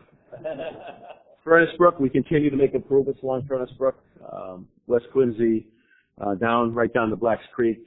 Reminder that Blacks Creek is an area that's not only beautiful as an estuary, but it serves as a function as flood control. So when those gates drop at low tide, that allows the basin to fill up.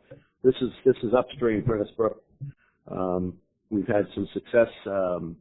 Council knows certainly Congressman Lynch was very helpful in getting a $5 million grant for pump station on Miller and Cross Streets. This is in that same area.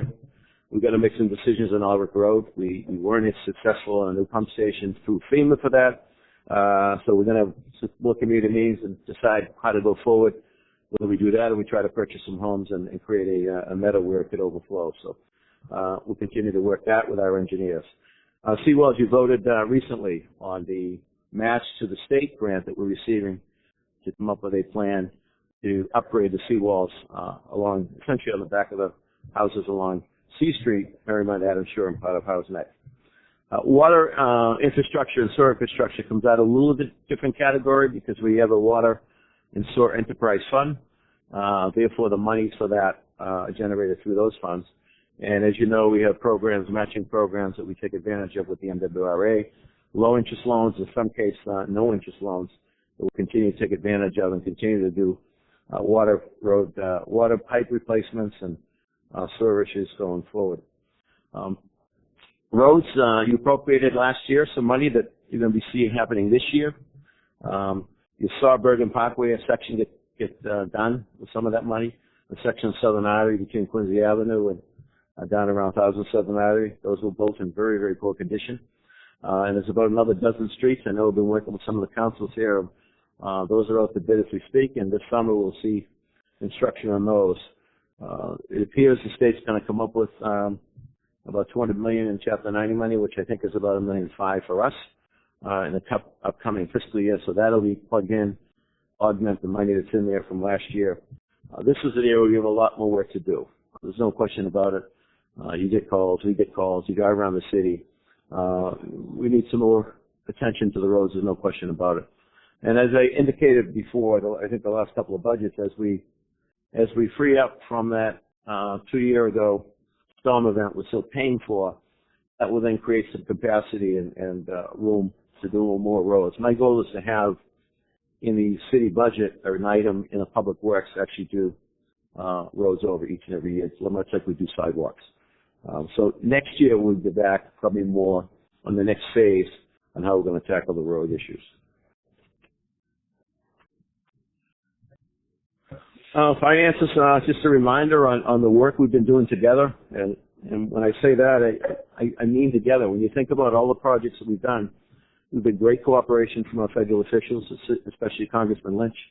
We've had tremendous support from the state. The governor and Governor Baker and his team have been terrific. Our legislators have just been phenomenal in every step of the way. Obviously working with this body and the school committee on the key votes, moving projects forward. Is just short of awesome. I mean, really, that's the way it's supposed to be. The residents expect things to get done. It's our job to get it done, and I think we're doing it pretty well. If you see here, we received more than $110 million in reimbursements from the state to date. That does not include the $29 million commitment the state has made for the new Sterling Middle School, which is big. $46 million already for state and federal grants in the downtown. You've seen all the work we've done. People forget quickly, but we moved the town brook. We built the Hannon Parkway. We rerouted Hancock Street, and now we're about to do the next phase of Adams Green. We have in place a preliminary approval for $40 million in additional grants through the IQ program. That is tied to commercial development. And as you know, Mr. Rob Hale in Fox Rock is committed to some major commercial development on the parking way side, which will kick this program in nicely. It's essentially the new taxes generated out of it replenish the fund as people draw off of it for projects. So that's going to be very helpful. And as for rehab fund has increased significantly since 2010, and that is again is paid for as developers come in, they contribute to that fund, which then allows us to then do improvements to the city. And lastly on that, as we talked about the hotel, motel tax capacity increases, both because the bond is diminished and also rates go up every year. So as is the percentage of the room tax, it's not a number. Therefore, as the room rates go up, so does the percentage the city attains. So we're in a healthy place with those. In the financing capacity, well within the policy limits for borrowing. We have the best bond rating the city has ever had. We still have historically low interest rates. Another reason to move forward in some of these projects. Money is cheap to borrow. Let's get these things done. We save millions in the long term when we do that. And we have a lower debt burden than most cities and towns across the state. So we can't afford this. And I would make that argument that as I made 2 years ago when I was up for election, and I was questioned a number of times about the mayor's spending. And I said it then, I'll say it now, we're investing. All of these dollars we're talking about are investments in our city's future, in our buildings, in our parks, in our infrastructure. And whether you live here, continue to live here, or you think about additional folks coming to live here, we need to do these things to provide the best services, the best opportunities, and really maintain and go forward to the next generation, hand them over a city that we can all be proud of. It always comes down to dollars and cents. I'm certainly aware of that. And I look back at just that debate that went on in 1885 with Charles Francis Adams, and the city did not want to spend $16,000. Imagine that. He paid $16,000 for all those parcels to create Merrimont Park. Those parcels today are worth, gosh, I don't know, tens and tens of millions of dollars. That was an investment that was made at the time. We built on that investment in that park. I'm incredibly proud of our schools. It's not just about the buildings. Obviously, it's what goes on in the classroom, between the teacher and the child, but it's our job to provide the best facilities. Now, in the early part of the last century, the folks that sat in those seats, the folks that sat in the mayor's office seat, made those commitments big time. We built schools all across the city, granite, brick, solid buildings that we're still enjoying today, because they made the investment at the time in the city's future and the kids' future. So we got to continue to do that as a city. It happens in the classroom, but we need to provide the best, safest learning environments for these kids we possibly can. We owe it to our firemen that are out there putting it on the line every day. Some of these firehouses were built for horse and buggy, and they're not where they should be. Structurally, there's challenges. We've had to shore up a lot of the floors because the apparatus is so much heavier today dealing with things. We owe our first responders to the police department to provide them the best possible facility. It's not only for them, but it's also for the public that comes in and gets served from that building. So I know that all of these items are going to go into committee. It's going to be some spirited discussion, I'm sure, some great dialogue. Our staff, department heads, managers will be available to answer all those questions, and I'll be available at any time as well to make some of those, answer some of those questions if need be. This is a significant appropriation. There's no question about it. $27 million in the parks, paid for by the room tax. So I've said that enough to make sure that that's clear. That's not coming out of the property tax, that's the room tax. And then the general fund will pay for what we're talking about here tonight, if all approved. Now, we've talked last year, and we'll talk again this year, and I know my finance team will get into it.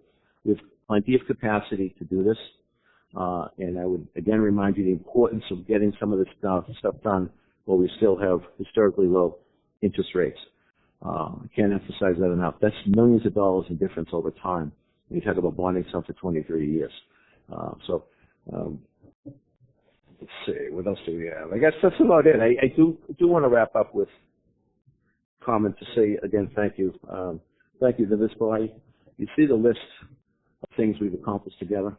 Thank you to the school committee for their commitment. Thank you to our legislative delegation for their commitment. We have a number of folks that serve on boards and commissions that they're part of all of this, that work hard without compensation. We thank them. My department has managers, employees, my staff. We're all in this together, and when we work together, look at what we've really accomplished over the last few years. And I know the list is there, but third school's on the way. There seemed to be some controversy at the time about the track. That controversy's gone. The track's getting well used every day to drive by there. We rebuilt parks all across the city. The senior center, we had one of the largest senior populations in the state, and we had no senior center. Think about that. It's remarkable, the Kennedy Center and the programming down there. We're looking to add to that with some of the forever future use of forever, perhaps as a satellite senior center. Old City Hall, the place we're in today. It wasn't without controversy making the commitment on this. It was a lot of money. And those folks that questioned this project. After the project was done, I haven't heard anybody question this project. Everybody has enjoyed it and think we did the right thing. It's obviously a beautiful space for you folks to meet in. But this place was in bad shape. And once we started to do the study in the facility, we realized we couldn't leave it any further. So again, this is a gift to the next generation of folks that are going to be deliberating here. Folks that will be out here in the audience are going to be coming to this microphone to weigh in on projects. The Coddington building, one of those great schools I mentioned, built back in 1928 as an elementary school. Beautiful, granite brick. You couldn't build that today. Renovation with that project. Obviously, the schools are in there, school administration, planning, and IT departments. We were once paying rent for those departments. Now we're washing the budget. And we saved a beautiful historic and architectural gem. New seawalls, flood relief, water mains, as I mentioned, rebuilt intersections, all kinds of infrastructure challenges. So when we work together, great things happen. I appreciate the time tonight. I'd be happy to take any questions if anybody has any, but I know this is coming to you for the first time. There are appropriation orders that follow this in sequence, and we look forward to the debate, dialogue, and discussion that, as we move forward. Now, next time I appear before you, it'll be before the annual appropriation to fund our city budget. And my hair is going to be a little shorter next time I come in, so don't laugh when I come into the chamber next time. But we are cognizant as we're building that budget, working on that now, of all of this.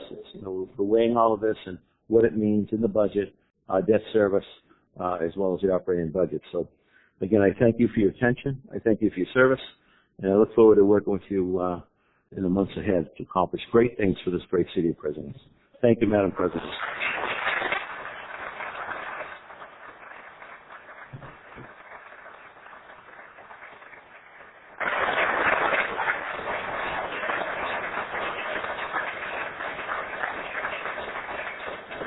Well, thank you, Mr. Mayor, and certainly your presentation to us always is just such a grand vision for our city. As you said, there'll be a lot of debate back and forth about different things, but your love of this city is infectious through your commitment to it as you speak, and your love and commitment and vision for the city is strong. So despite whatever goes on in the well here, that is clear, and we thank you, sir, for that. So thank you very much.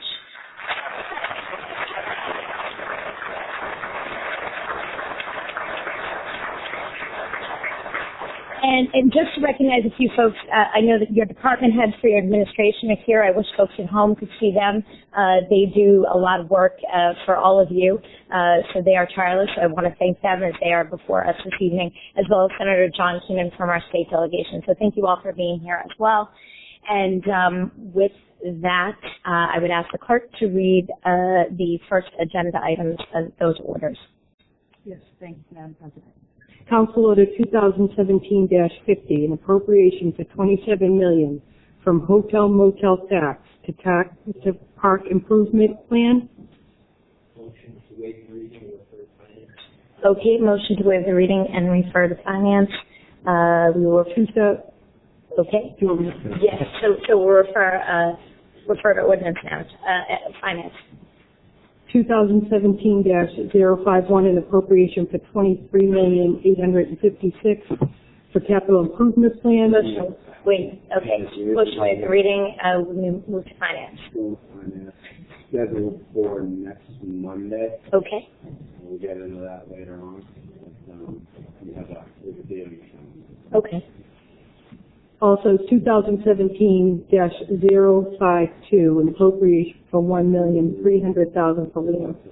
Okay, motion with reading, we will finance as well. So we will discuss those in committee next week, and we will set that meeting at the end of this meeting cycle. So thank you. Thank you, Madam Clerk. Thank you. Thank you again, Mayor. Thank you. Next item. Next item is number 2 on the agenda, a presentation by the MBTA on red line stations and garage improvements. All right. I believe there is somebody here from the MBTA to speak. Yes, the familiar face, Rick Colon here, Community Relations at MassDOT. We'll give it 1 minute, and we'll start again. So I'll take a brief recess while folks and the staff. What are we saying for the rest? You should financing an ordinance. Or just yeah, heck it up.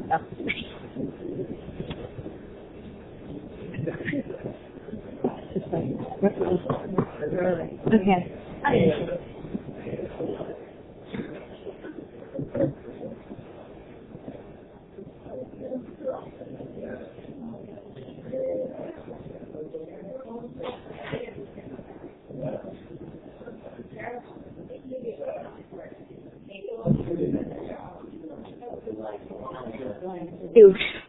Again, Rick Colon from Community Relations at MassDOT is here this evening to talk about the MBTA on the Quincy Red Line stations and garage improvements. Rick, thank you for being here. Thank you, Madam President, members of the council, good evening. It's a great pleasure to be here tonight. Our presentation tonight is a culmination of a lot of hard work by the MBTA, a lot of partnerships with the city of Quincy and many others. It's a good news story, in fact. It's kind of a nice segue from Mayor Koch's presentation about investment in the city of Quincy. I'd like to ask you to key in on 3 important points that will come across in tonight's presentation. The first, the MBTA has made significant investments in the city of Quincy and Braintree, investments totaling almost $1 billion over the past few years and going into the next few years as well. So taken in their totality, these projects will virtually create a new red line for the South Shore. And the third point I'd like to mention is that through community partnerships between the City of Quincy, the MBTA, and others, we will provide more options for commuters and create transit-oriented development opportunities for the City of Quincy and the MBTA. Now, this second slide shows the projects that we will be discussing tonight, along with their associated costs and timelines. You can see one of the projects, the Winter Resiliency Project, is complete. We'll get into the details of that and other projects around operations next. And so you can see clearly that the total investment really suggests that this is a generational investment in the red line by the MBTA.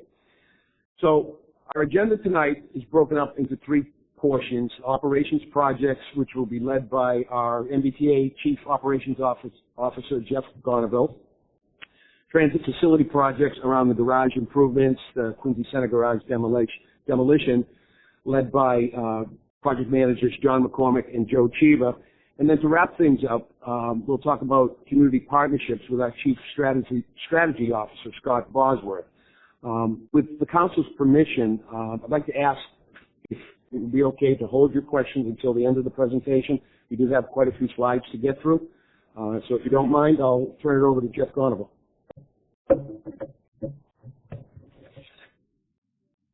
Good evening, Council President, members of the Council. As Rick said, thank you for giving us the opportunity tonight to speak on some very important investments that we're going to be making on the Red Line and some of the infrastructure that's supporting the Red Line in this particular area. I'll be talking tonight about some of the investments that we're making in the actual operations of the system, the system that actually runs the MBTA. First off, we'll talk through winter resiliency, which is something that we've spoken a lot about in both the media and in several of our MBTA board meetings. After the winter of 2015, I think many of you are very much aware of what happened with the MBTA and the MBTA's Red Line. We came to a crippling halt. Following that process, we knew that we needed to do some things differently. We knew that we needed to make our system and our infrastructure far more resilient.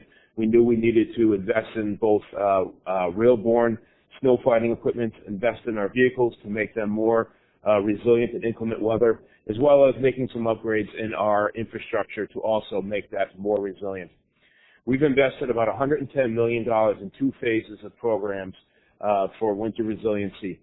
The programs spanned over the last 2 years. We have, as it relates from an infrastructure standpoint, replaced all of our third rail in any of the exposed areas from JFK south. So that is both on the Ashmont and the Braintree branch. And for those who don't know, the third rail itself that's what it provides the electricity to all of our trains. And the third rail that we replaced was a smaller, more thermoconductive third rail that we believe is going to be far better for and far more resilient to inclement conditions. In addition to that, we replaced third rail heaters, which that is the device that actually heats the third rail to prevent snow and ice from building up and freezing on the third rail itself, to ensure that we have good electrical connectivity between the trains themselves. And there was a number of other upgrades that went along with the program, as I mentioned, both vehicle upgrades as well as upgrades to a non-revenue fleet that is now available to us to clear snow from the tracks after we have a major storm. If we had any of those pieces of equipment of rail-borne snow fighting, we would have not had the issue, frankly, that we had in 2015 if it was indeed available to us. In addition, something that we did with the Winter Resiliency Program is we looked at our overall management and how we manage all of our storms and special events with the MBTA. We have a new practices and new policies that are in place now to ensure that we are actively managing storms and events as they progress. New Red Line trains are something that we are also equally excited about. The original contract was awarded to CRRC. They are one of the largest car manufacturers in the world. We were their first North American contract. This is a project that was replacing our number 1 and number 2 fleets. And for those of you that are not aware, we have 3 fleets of vehicles on the red line. What we refer to as the number 1 cars, those went into revenue service in 1979. The number 2 car fleet, which went into service in 1986. And lastly, the number 3 car fleet, which went into service around 1992. The original contract was to replace the number 1s and the number 2 cars. It was a 1-for-1 replacement. What we began doing and what we were working on over the last year is a study to evaluate whether it was warranted to do a midlife overhaul on the 86 number 3 cars. Those vehicles themselves now are due for a major overhaul and due for a major rework. Ultimately, the decision was made by our board to award an additional contract to CRRC now for additional vehicles or replacing these 86 number 3 cars. Along with that, we're purchasing some additional cars to give us additional capacity on the red line. So this will give us now a total of 252 cars on the red line. The delivery of these vehicles is going to begin in 2019 and will be ended in 2024. These vehicles themselves are going to have a number of upgrades, upgrades in their propulsion system, upgrades in their braking systems. They'll have a number of passenger amenities that will have them be improved on the vehicles themselves. Wider doors, so our current doors on the red line cars now are about 48 inches wide. We're going to have a 64-inch wide door opening. And when I move into the next slide, I'll talk about why that is important. One of the things that we've been looking a lot at is what we can do to gain capacity and have capacity on the red line. We know that we have capacity issues now, particularly on this branch heading northbound in the morning. We needed to do something, and we needed to do something very quickly.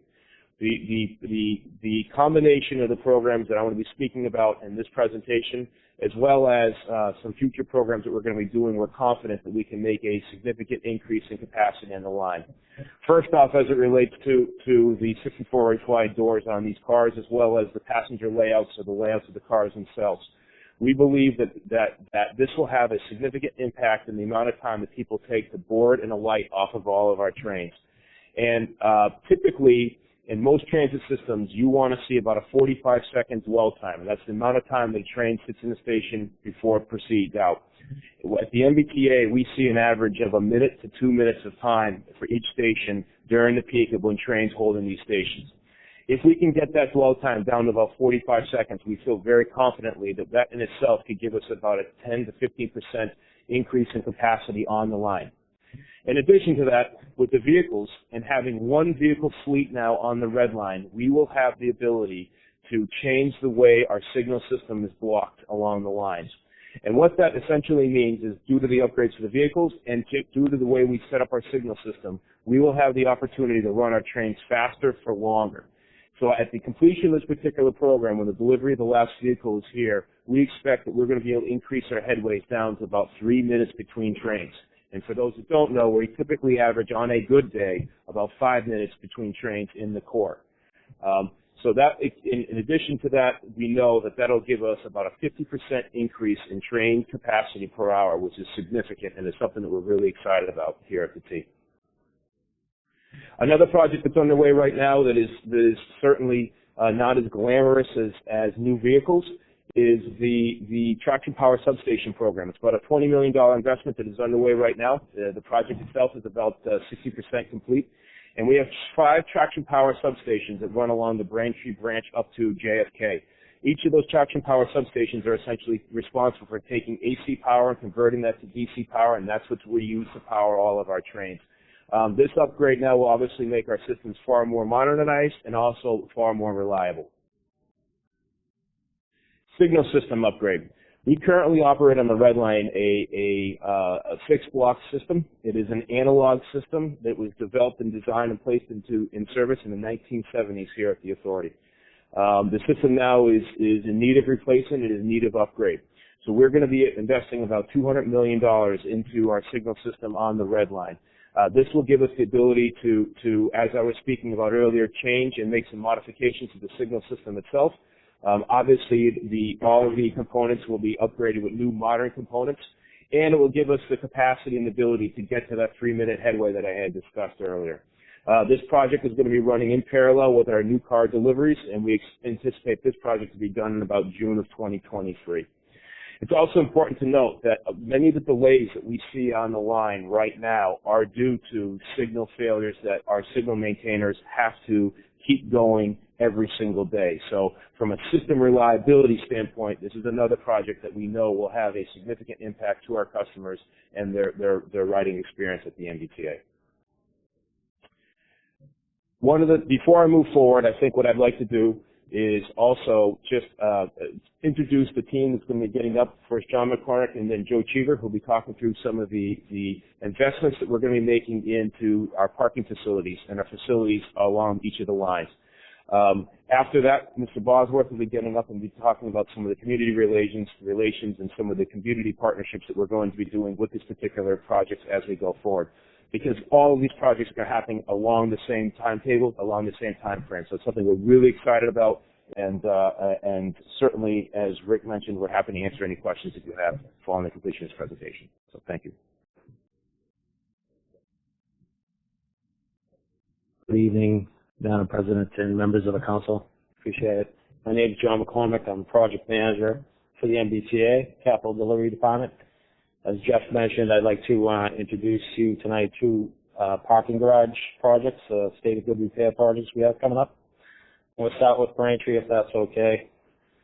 Quincy was once a part of Braintree, I believe. So, our Braintree station is a $31 million project.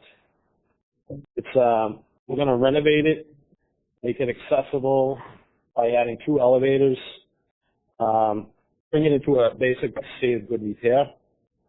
That's through structural repairs, replacement of existing systems, and the addition of 2 elevators, redundant elevators. We're looking to start construction in the summer of 2017, and the construction duration for the garage renovation is approximately 23 months. As I mentioned before, we're looking at $31 million for a project cost, construction cost.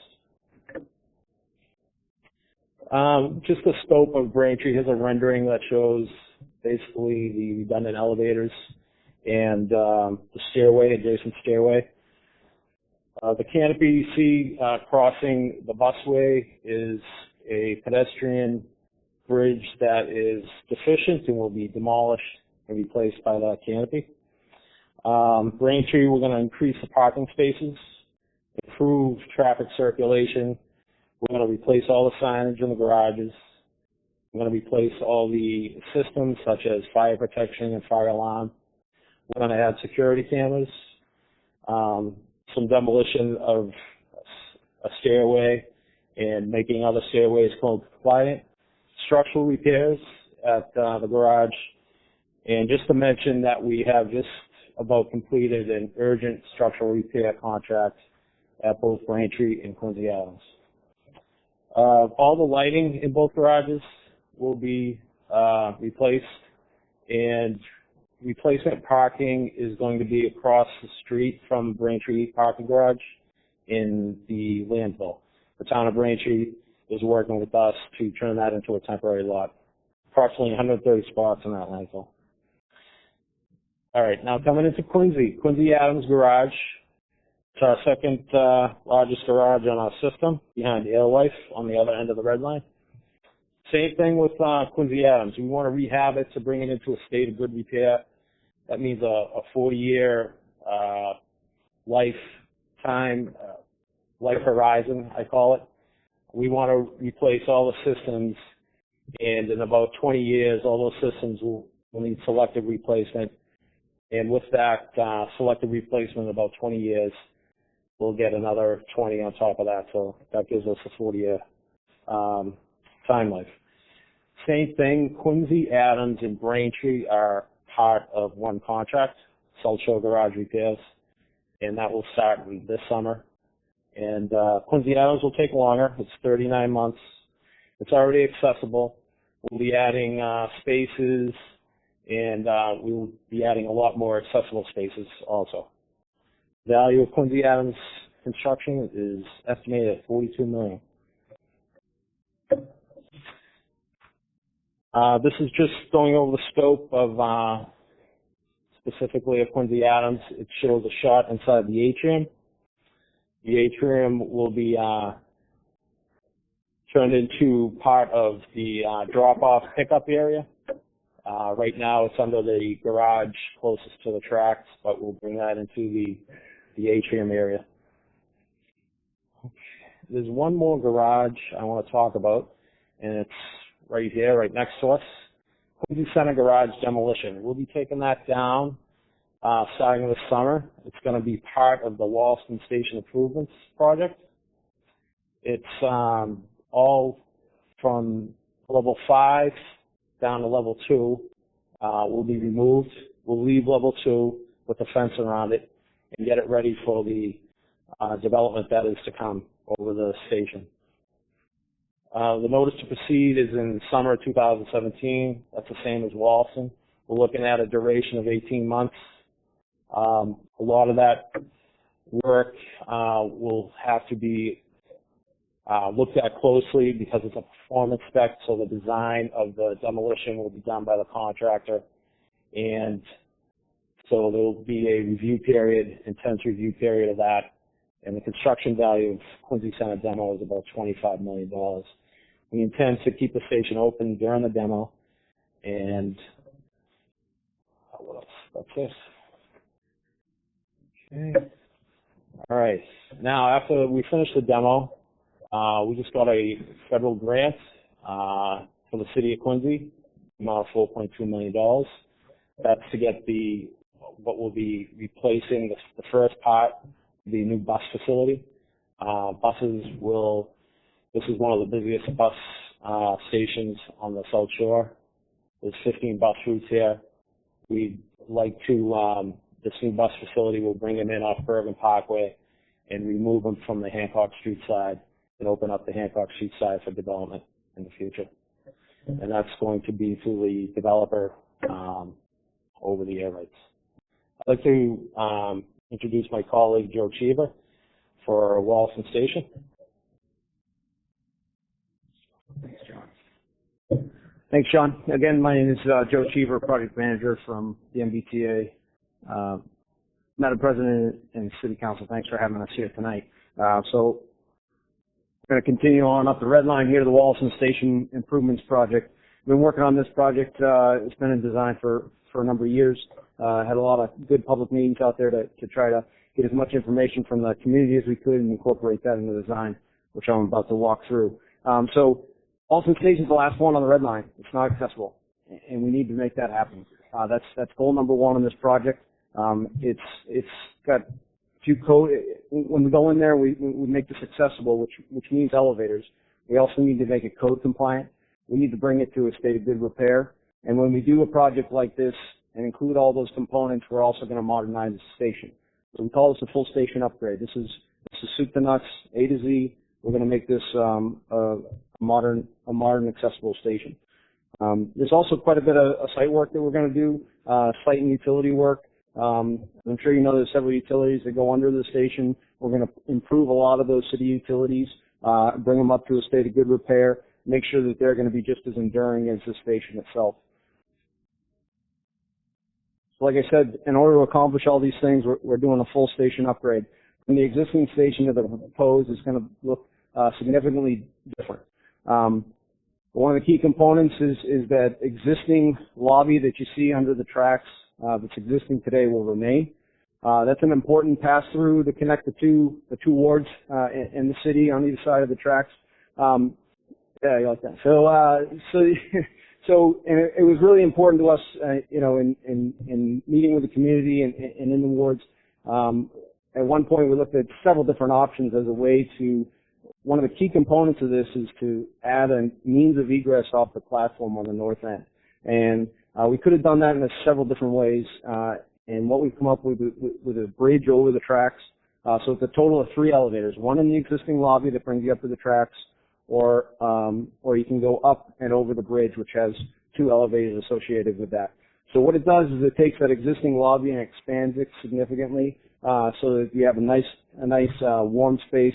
It's going to be something that you walk into, and it's going to be kind of like a government center feel. Okay, that's what we're trying to do is you walk in there and it's really eye popping.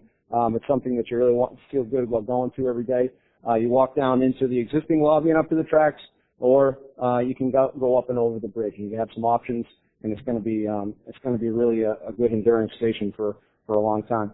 And that was something that we worked with the community on, right? So at one point we had looked at maybe we don't keep the pass through, and we went out to the communities. We had several community meetings. We were able to get that back in there, and now you're going to continue to be able to, without having to go through the fare gates, is what I mean. So you don't have to go through the fare gates in order to get from one side of the tracks to the other. So we've opened that up again, and we're able to make that work. So I think it's a great station design that we have now. We've worked hard to get there, and now we have to build it. So we have worked very hard since we got to 100% design, looking at a lot of different ways to try to build the station, taking into account first and foremost safety. Construction safety is so important to us, but also the safety of the passengers and the safety of our contractor. So also the customer experience.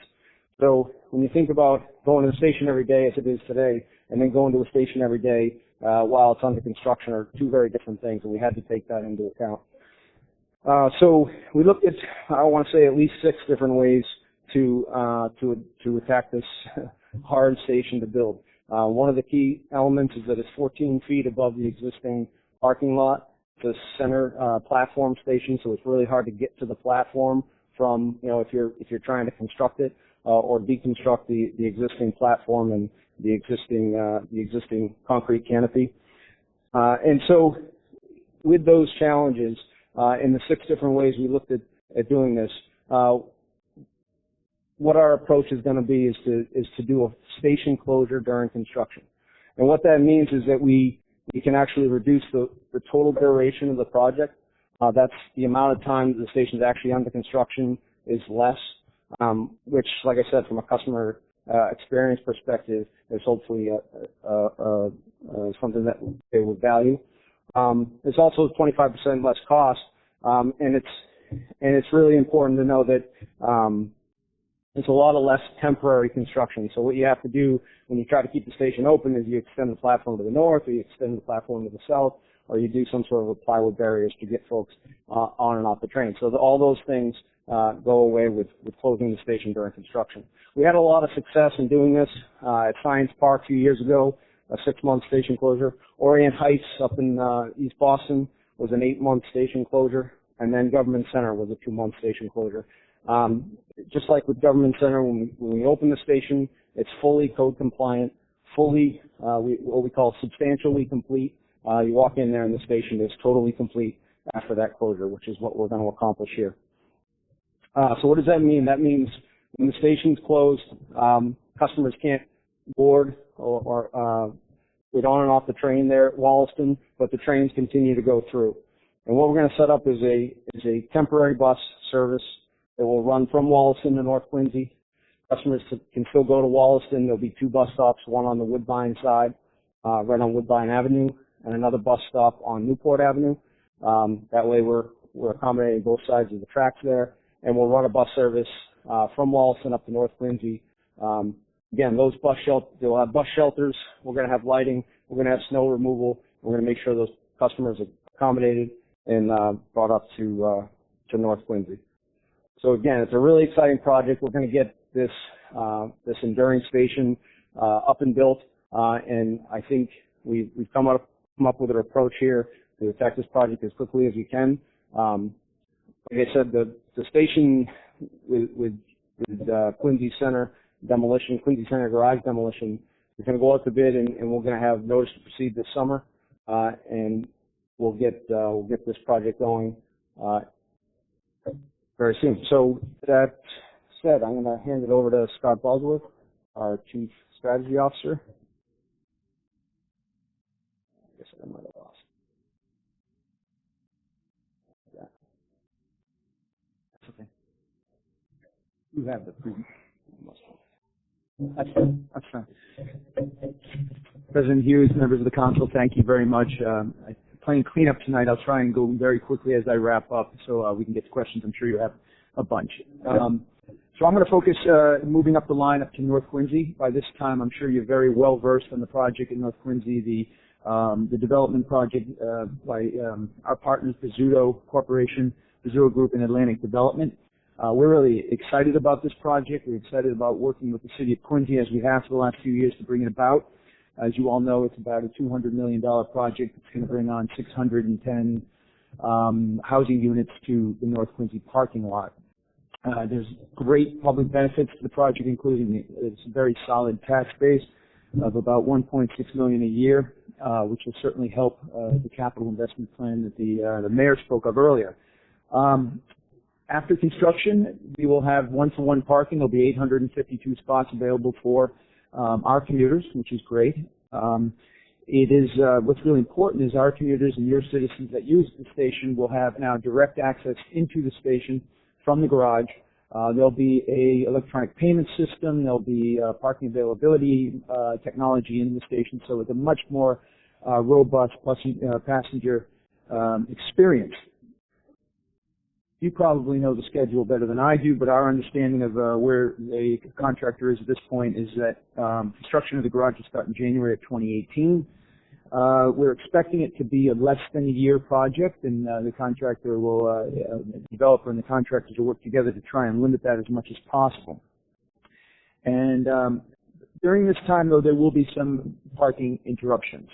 The left-hand side of the lot, or the south side of the lot, will be construction zone. We are working with the contractor, and we'll continue to work with the contractor to limit the amount of spaces that are out of commission during that time, but there will be spots taken offline. So as a result, unfortunately people in the crowd can't see it, but if you have it in front of you, the next slide shows some of the parking areas that we are looking into.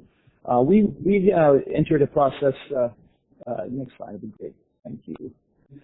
We entered a process with one of your vibrant employers here in town, Granite Telecommunications, to try a parking solution that would benefit both of us. And after a few months, unfortunately for us, the success of Granite Telecommunications, it just didn't work out. They could not afford to have their parking lot down for the construction of a jointly paid for parking facility for the period of time it would be. And that's a success story. It's unfortunate for both of us because it was a neat public-private partnership. So we've entered a process to find spots to mitigate. The first priority is on-site. So we believe that with the existing parking lot, we will work with some engineers and redesign what will remain there. As I mentioned, work with the contractor and its developer to limit the amount of spots that are available. There is a part in working with the city. We look at Community Shade Boulevard. The MDK actually owns up for quite a while, seeing if it's possible to park along the side of that road, Community Shade Boulevard, as we go forward.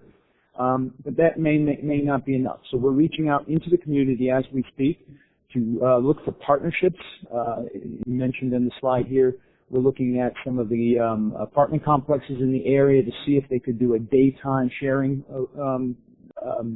arrangement with us. Hopefully, a lot of these facilities that people are gone during the day, and we can maybe be able to work a partnership with them. Doing the same with the employers down in Heritage Drive to see, obviously it's State Street and Granite, they're really thriving down there, so it may be difficult. We're hoping that we might be able to find a solution down there. We've even contemplated, I think it was the suggestion of Senator Cain, perhaps your staff, about maybe even letting the high school charge for some parking during the summer months when it's live, and let them keep the revenue and do something fun with it for the kids. So we're looking at all kinds of things. And then we do know at the end of the day, we will have the DCR lot down in Swan Point. That will be there, and that will be our plan D. But it will be there, and ultimately, if that's where we need to do to replicate the spots to make sure we have it for our passengers, your constituents, we will do that.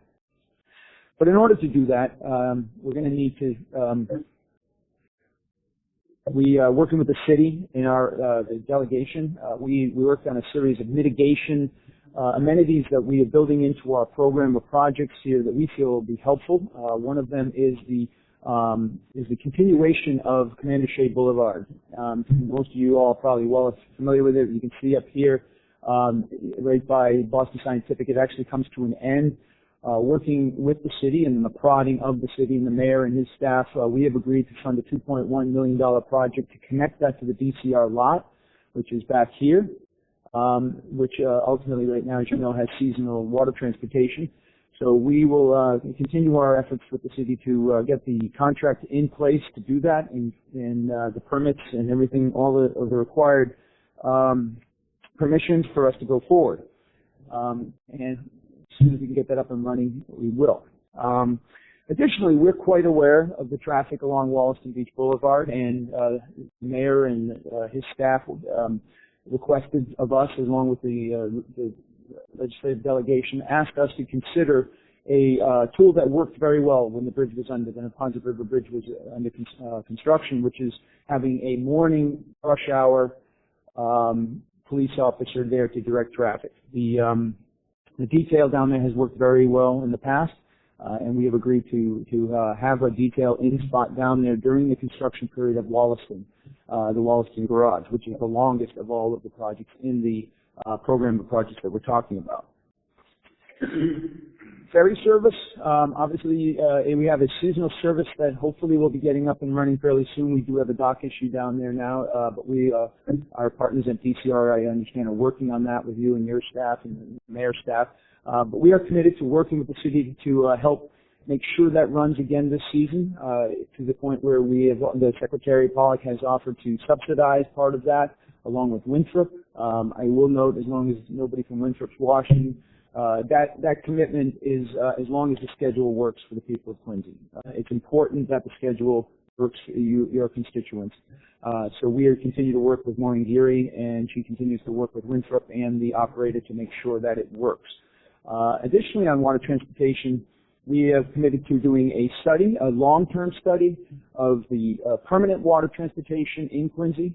There was some confusion on this. This is a study that is being done for Quincy, not all of the other harbor towns along the way. So we're excited about it, and we're excited about continuing to work with Frank Tremontosi, who I understand had surgery, and we miss him, but he has been very, very good to work with. Maureen, Jim Fatsis, Chris Walker have all been excellent to work with through this process as we continue to plan these investments and ultimately bring them on board. Before I wrap up here, I do want to mention we have a few people that have been working very hard. Beth Larkin is our Deputy General Manager of Capital Delivery here. Her and her staff work very, very hard on all this. Janelle Chan is our Chief of Real Estate for the MBTA. Paula Fallon is in the Chief Operating Officer's office and is very, very helpful in keeping us organized and moving forward.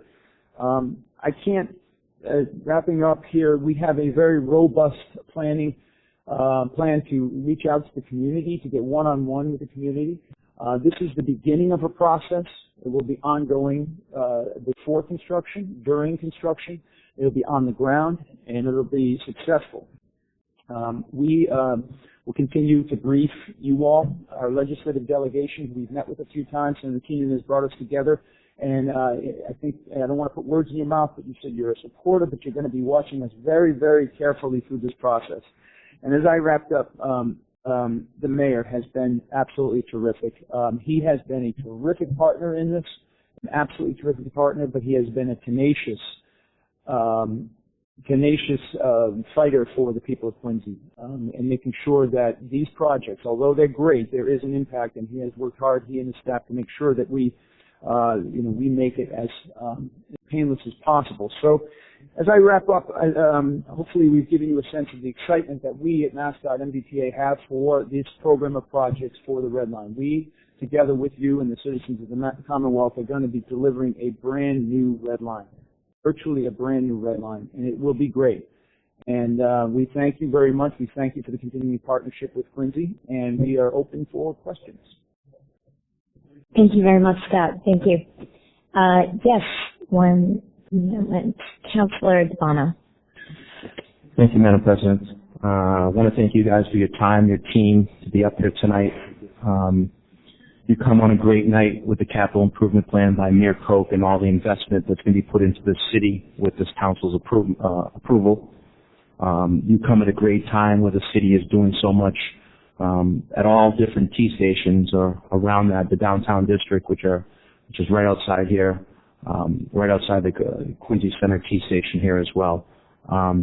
Just a few questions. I don't know which one of you guys will be the main point person, but I just want to roll out the fact of I attended a Walson T MBTA meeting last January 14th. It was a little over a year ago with Councillor Cain in Ward 3.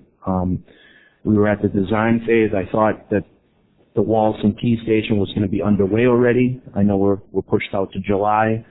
I was going to ask what was the reason behind why it took so long. We'll start with that question, and then we'll get into the other things. Absolutely. I'm probably best to answer that. I was presenting at that meeting. I remember you. Yes, that's right. So right, and we got to the 100% design as anticipated in the end of August. Right in August, and we were essentially had the design complete in September, and then the challenge of how to build it really needed to take a deep breath, quite frankly. And so, like I laid out here in this presentation tonight, we looked at several different options, and I'm not just saying that. We really put together what we call basically concept plans as to how we would phase that, trying to make sure that closing the station was the right answer. And that took several months for us to get to. And then beyond that, you can defer to my colleagues, but we basically had everything ready to go right at the turn of the year. However, we needed to make sure that the impacts of closing the station now, even though that's what's right for Wollaston and building Wollaston, made sense from a community standpoint, from the impacts that were going to happen at North Quincy by closing the station, like Scott went through. I think that was important to take another deep breath to make sure that the impacts that we were going to have closing Wollaston, we had mitigating projects to be able to make sure that it was all going to work. The reason why I ask you these questions is we're in the business of votes and constituency. And when we tell constituents that, it's not ADA approved, it's not handicap accessible, and there's a lot of older folks that are in senior centers right around that Wallaston T station, referring to 80 Clay Street, 91 Clay Street. And a lot of them are handicapped, and they can't get around, and they want to get on that Wallaston T station. And unfortunately, it's still not basically under construction, so they can't go to that station. That's, for me as a counselor, it's hard for me to go into the senior center and tell them, well, I thought it was going to be under construction, but we're still on a timeline of when this is going to be done. So now we're at July of this year. We're going to start. Is that correct? That's the notice to proceed for the contractor. Okay. And with that being said, you said there's going to be a shuttle service that's going to go to North Quincy T station. Yes, sir. Will that be handicap accessible? Yes, sir. Okay, because that's important to some of these residents that live right around that little area that want to get into Boston, to make sure that they're going to get handicap accessibility to get to North Quincy T station. North Quincy T station has handicap accessibility. Yes, sir. Yes, they do. Okay, so they'll be able to get onto the T. With that being said, I want to get back to the Quincy Center garage that's back here, which hasn't been up and running since July of 2012. It's basically going to go over 5 years of that being not touched at all. Can someone elaborate a little bit on, are you guys going to be funding that? The whole $25 million? Okay, can you come up for a second, please? Taxpayers want to know that. Yeah, so it's being funded totally by... Okay. So the city does not have to pay for any of that demolition that's going on right outside this doorway? Correct. Okay. Can I ask you a question on why it took kind of so long? We're basically going into a 5-year period, and to be very honest with you, it's not in good shape. I mean, it almost looks like it's gonna collapse. To be very honest with you, and when you guys came in front of us last year and you talked about doing Wollaston T station, I said, wait a minute, what about Quincy Center? That garage is in really bad shape. And you said, well, we don't have any handicap accessibility. I do like the fact that your timeline is the exact same time. So we'll be able to, that's going to be July 17, right? Coming up right now? Yes. Okay, so both of those will be going on at the same time. Is that correct? Correct. Okay. What are you going to do in place of that when it's demolished or down? Basically, there's going to be a fence around it, and it's going to be ready to, take on the next part of the development as far as request for proposal, Sure. get a development in there, and a Pkwy, and start building on it. Will the MBTA be helping out with funding, or will you be funding it, or will that come back onto the Quincy taxpayer? How does that funnel into everything? I can't answer that. I don't know. Okay. So because once it's demolished, now, what are you gonna do over there? Can anybody else answer any questions? I believe sorry.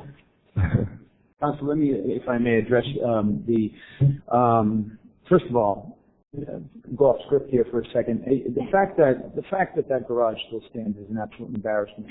Okay, period. And I'm not here to disparage anyone or make excuses. It needs to come down, and the time is now. As far as what's left over there, the decision was made with the city of Quincy in order to not, basically to give a flat roof through it, where that would be the turnaround area for the bus station, but to leave it that way and with a simultaneous process to bring on a developer, because the developer, ultimately you want your developer to help you design what they're going to do above, so you can design your bus station below together. So honestly, the funding of that, we hope that the robust market that you've created down here in Quincy for housing and commercial development will help us afford that. But I can't make a commitment now because we don't know. But ultimately, we together went in for a federal grant. We were very successful in that, obviously, and we will continue to seek federal funds. And we will work with the city of Quincy to bring on a developer that has the most robust, approvable plan that can help us to fund the garage. Frankly, the demolition and the work we're doing on the platter is a lot of the cost. Ultimately, it's the developer. We believe the developer should. When you talk about funding, is a lot of your funding that you're doing these improvements coming on federal funding, or is it coming out of the MBTA? Where is that percentage-wise of all funding, sir? Of all the whole proposed projects of all the Quincy Center, Quincy Adams, all these different improvements that are at half funds, sir. It's a mix of funds. Formula funds and MBTA and taxpayer dollars, yes. Okay, what happens if that gets pulled? What happens if that money gets tied up, which we've seen happen to plenty of things that happen in Quincy, like for instance right now, over on at Councillor Croall's area is the Four River Field. That money got tied up. It seemed like it was open and it was available. Then it got vetoed, and then we lost it. Now the mayor's come back to us with capital improvement plan funding to piece this thing together, and then we got to come in front of the Community Preservation Committee, which I sit on as well. So we're piecing it together. What happens if the money gets pulled and we're with timelines off? I mean, constituents are going to be asking us right away, you're doing all the construction, you're doing all the improvements around the city, developers are involved in this, and there's so many moving parts going on, and what if the MBTA pulls their money and the timeline's off like Walton T Station is right now, where I thought we were going to be underway with that. I talked to Councilor Cain about it a few times, and he said, I don't know, now we come back and it's July 17. Let me ask you this another question. Can I answer that? Sure. Correct me if I'm wrong. Every project we talked about today is programmed in our budget now. Okay. It is programmed in our budget, and there's funding available for the projects. Is that okay? Right? So nothing's going to get pulled? No. Okay, so these timelines are on time. Correct. Are these timelines that you give in here in the proposal of this statement, they're going to be underway? We're going to do everything we can. Okay. And this is the new T. I like it. I keep you guys selling a nice story, but you know what? Sometimes it just doesn't happen. It doesn't come on time. And timeline is key. When you put a proposal in and the timeline doesn't come in, it's like, oh, here we go again. And I respect what you're saying. You know what I mean? I totally respect Sure. what you're saying. You've been around for a while, but I will tell you, we are fully committed to delivering these projects in the time Sure. we said we. Another thing to consider is the fact that when we get into the Walton T Station and the under construction, you lose the parking situation over that. You don't have the parking here at Quincy Center. It puts everybody into a little stranglehold on where we're going to park. Right. You know what I mean? So we're going to go through a time period, And we're developing a lot in the city.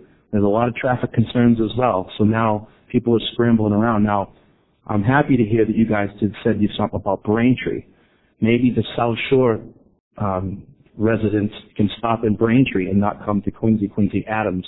And maybe it'll alleviate here, the people that live here maybe go to Quincy Adams to park and go into the T that way. So have you considered that? Because we're going to lose how many parking spots at Wollaston T Station?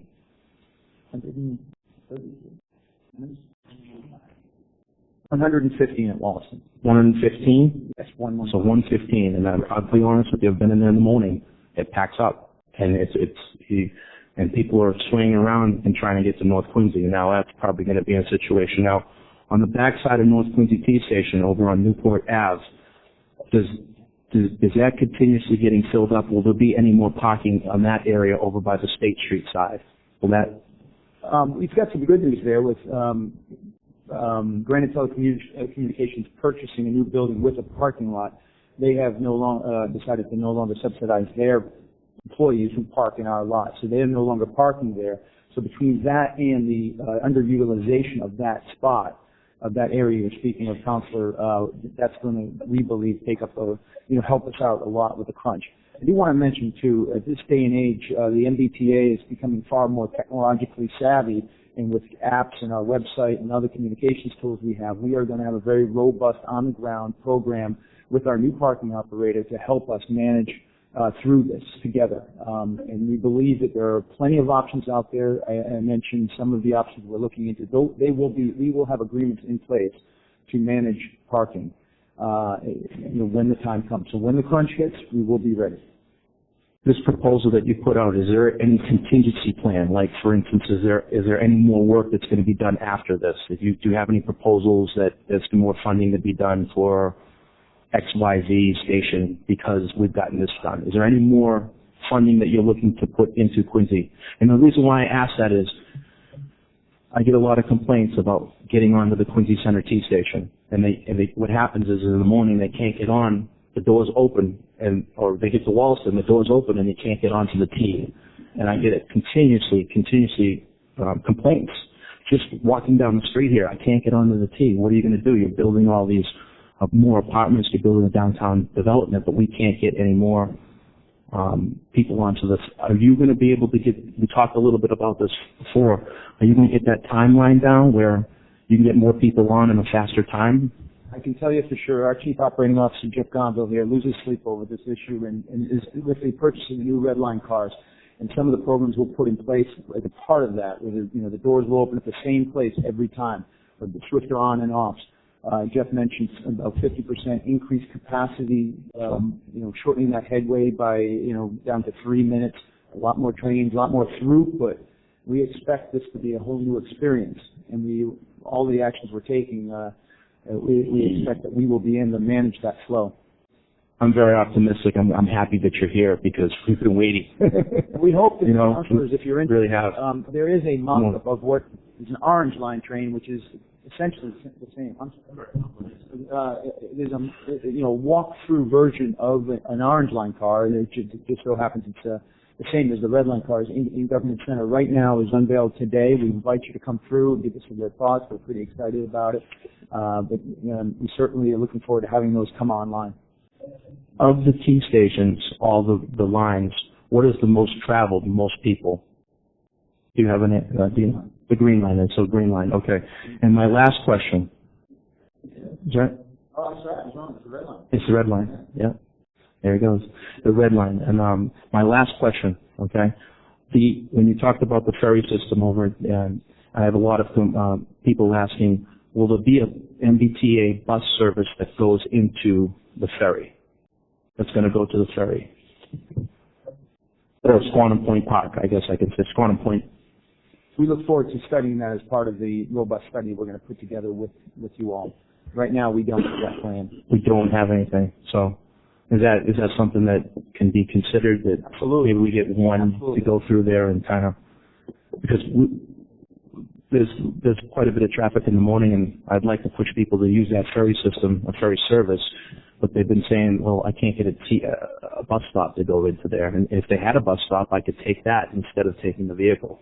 Councilor, it makes great sense. It will be part of the study that we look into. Obviously, the connection of Commander Shea Boulevard will make it a lot easier and make it much swifter to get in and out, so we won't have to come through the development there. So as we look at the scope, I'll make sure you all see the scope of the study, which we'll be launching fairly soon. I don't think we have a date yet, but we'll make sure that's covered.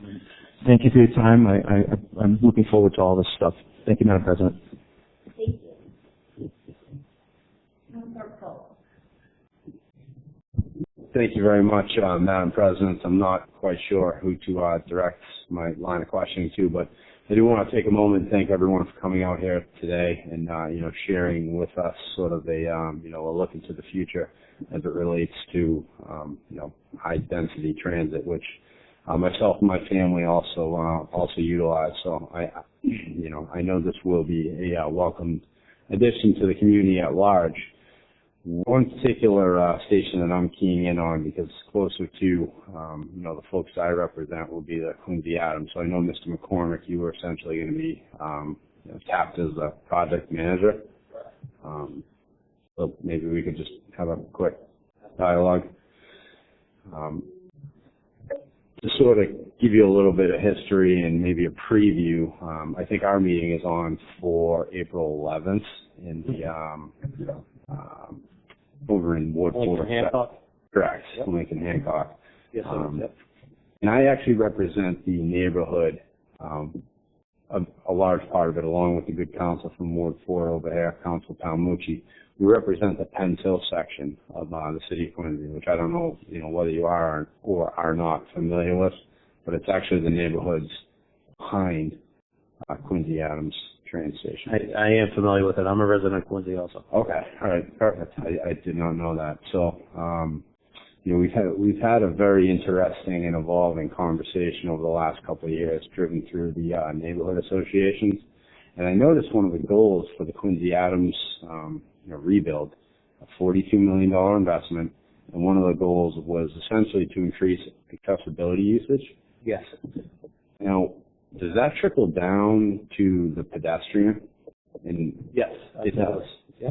So just to sort of give you a preview, and the good counsel from Ward 4 can probably reaffirm what you'll hear to some extent. I don't know what, but from those folks up in the Penn Hill area that come to that meeting on the 11th is,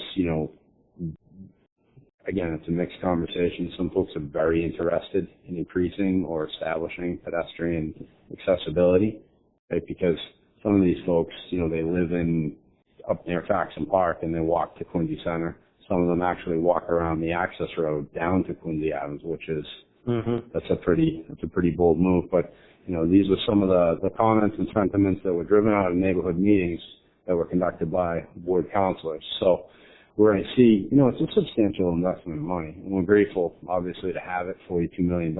Is there any sort of attention or thought process around creating, pedestrian accessibility up in that section of town?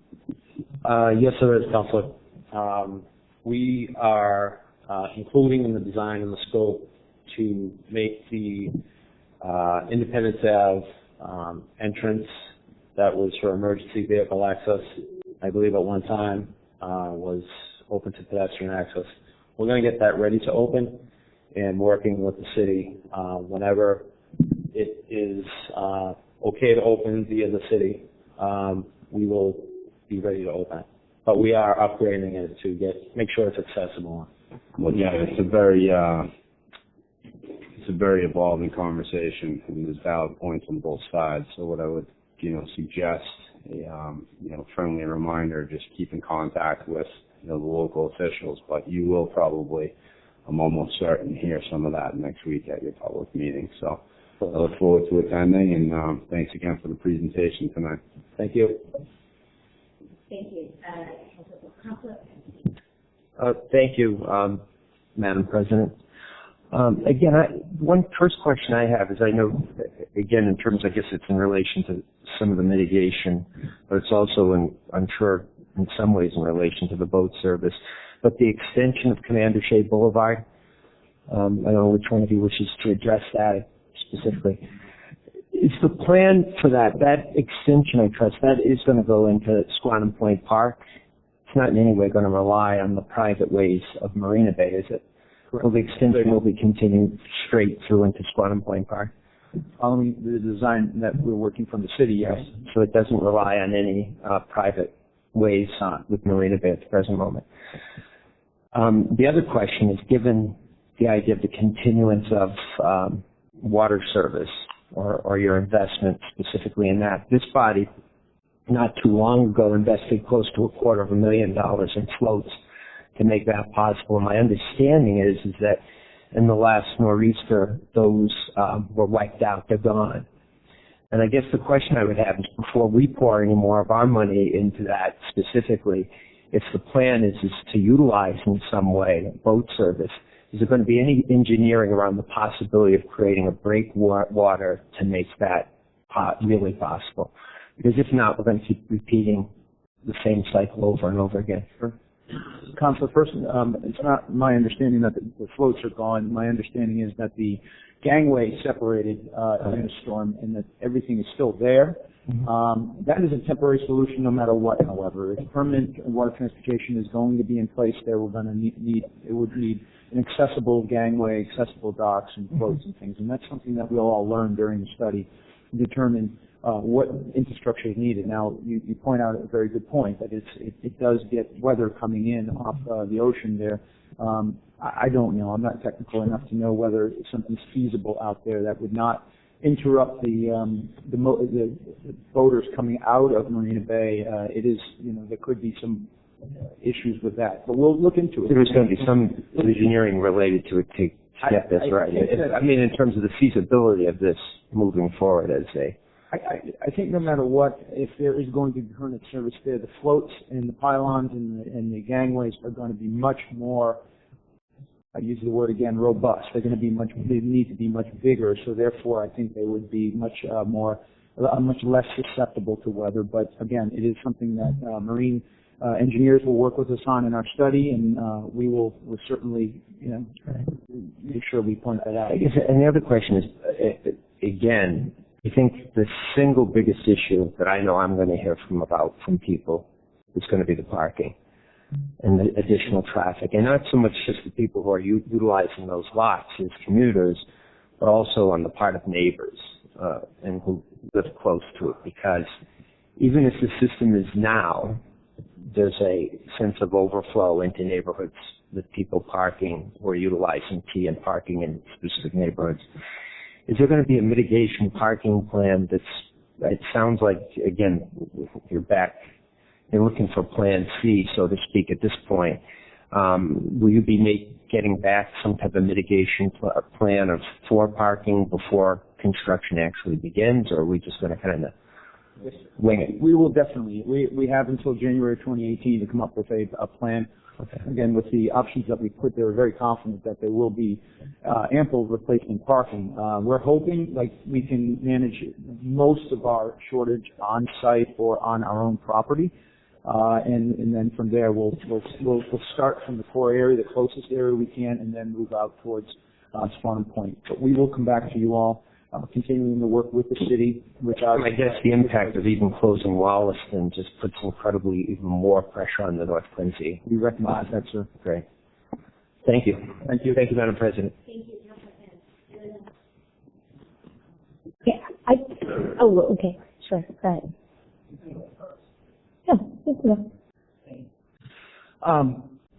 Thank you for the presentation. I appreciate you guys being here tonight, coming out. I certainly don't envy your jobs.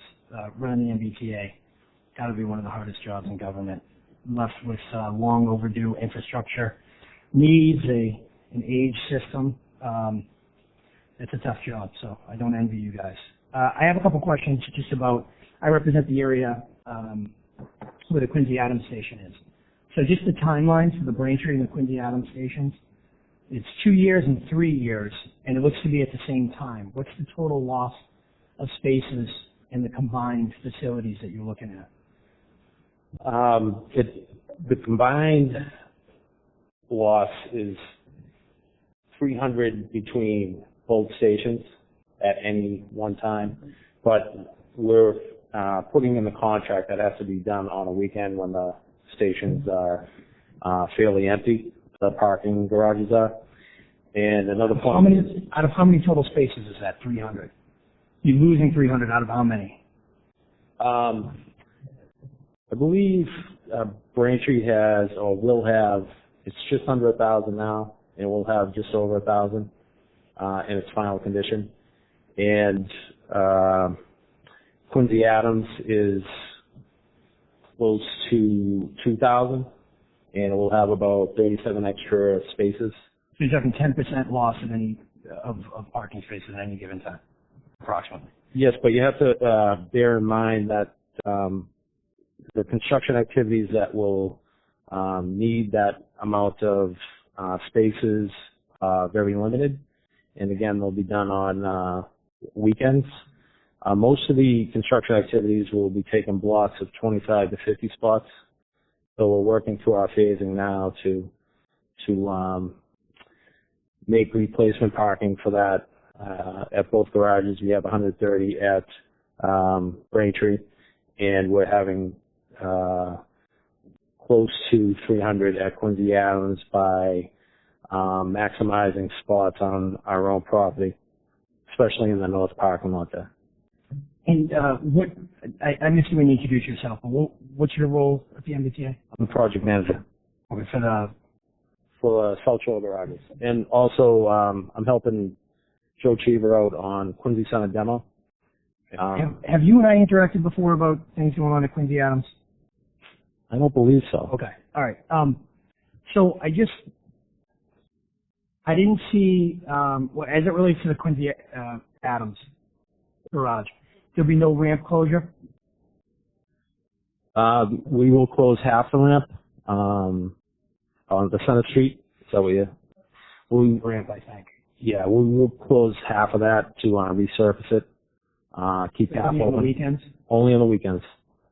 So there'll be no reason for traffic to get off the exit rather than take the ramp to get out of the Bergen Parkway Center Street?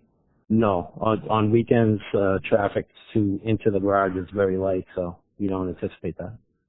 Have you guys ever done any studies as to where folks come from who park at these two garages? I imagine many Quincy residents are parking in Quincy. I don't know what the Braintree situation is, but just my opinion and my fair guess is, most people down Route 3. Right. What about, Councillor Croall had asked some questions. I'm going to follow up on that in a moment, at the gate. But today, pedestrian safety improvements, would that be looked at in terms of Bergen Parkway entry? I mean, have you gone down there at all and watched how people are accessing the T? Center Street, that's Center and Bergen Parkway is a very dangerous. It's a tough spot. I mean, I'm not saying it's the MBTA's sole responsibility.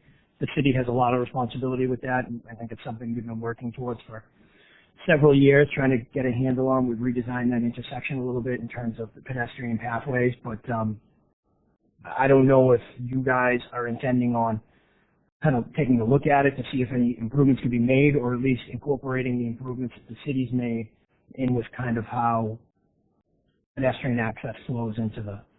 We're going to make sure the curb cuts at both the Center Street sidewalk and the Bergen Parkway sidewalk are accessible.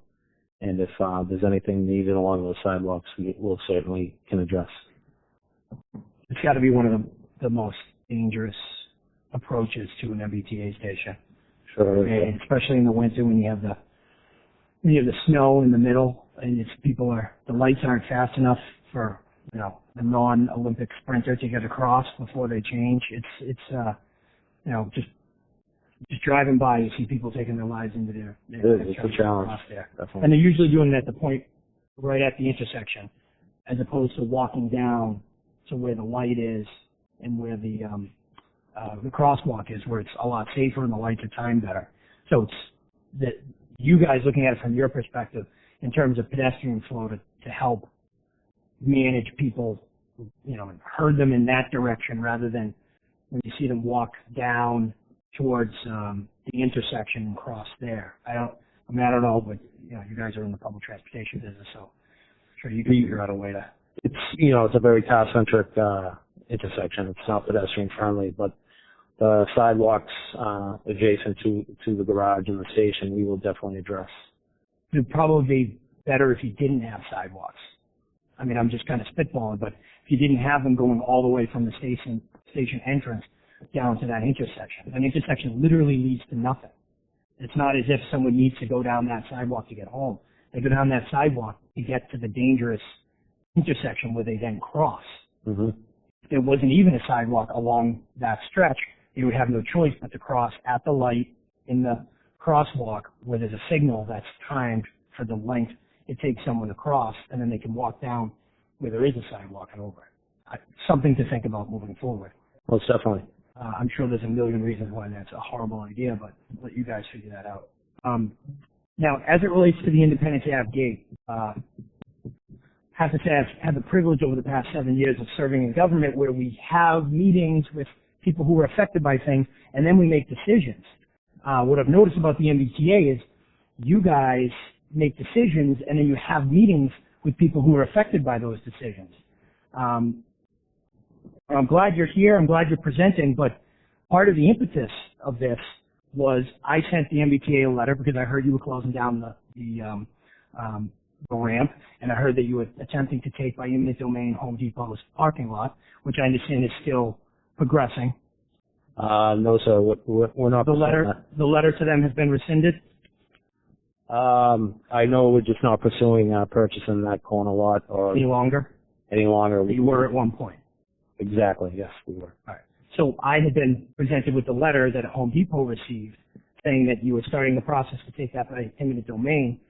Having heard nothing from the MBTA, my only assumption, based on what the letter said about trying to take something by eminent domain of a parking lot that's only reachable through the intersection of Bergen Street and Center Park and Bergen Parkway and Center Street, caused me quite some concern. As you can imagine, I sent the letter, didn't receive a response, and then you guys followed up thereafter after it was the local paper wrote an article about it. But so I'm glad you're here, nevertheless, whatever brought you here. But in terms of this independent advocate, so this is the first time I'm hearing that this decision has been made that you guys are going to work towards opening up that gate. I've held several community meetings. I've been in people's living rooms talking about this issue.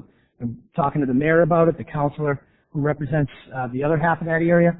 And at no point have I been informed that the MBTA had a plan to open that up. So again, this is decision meeting.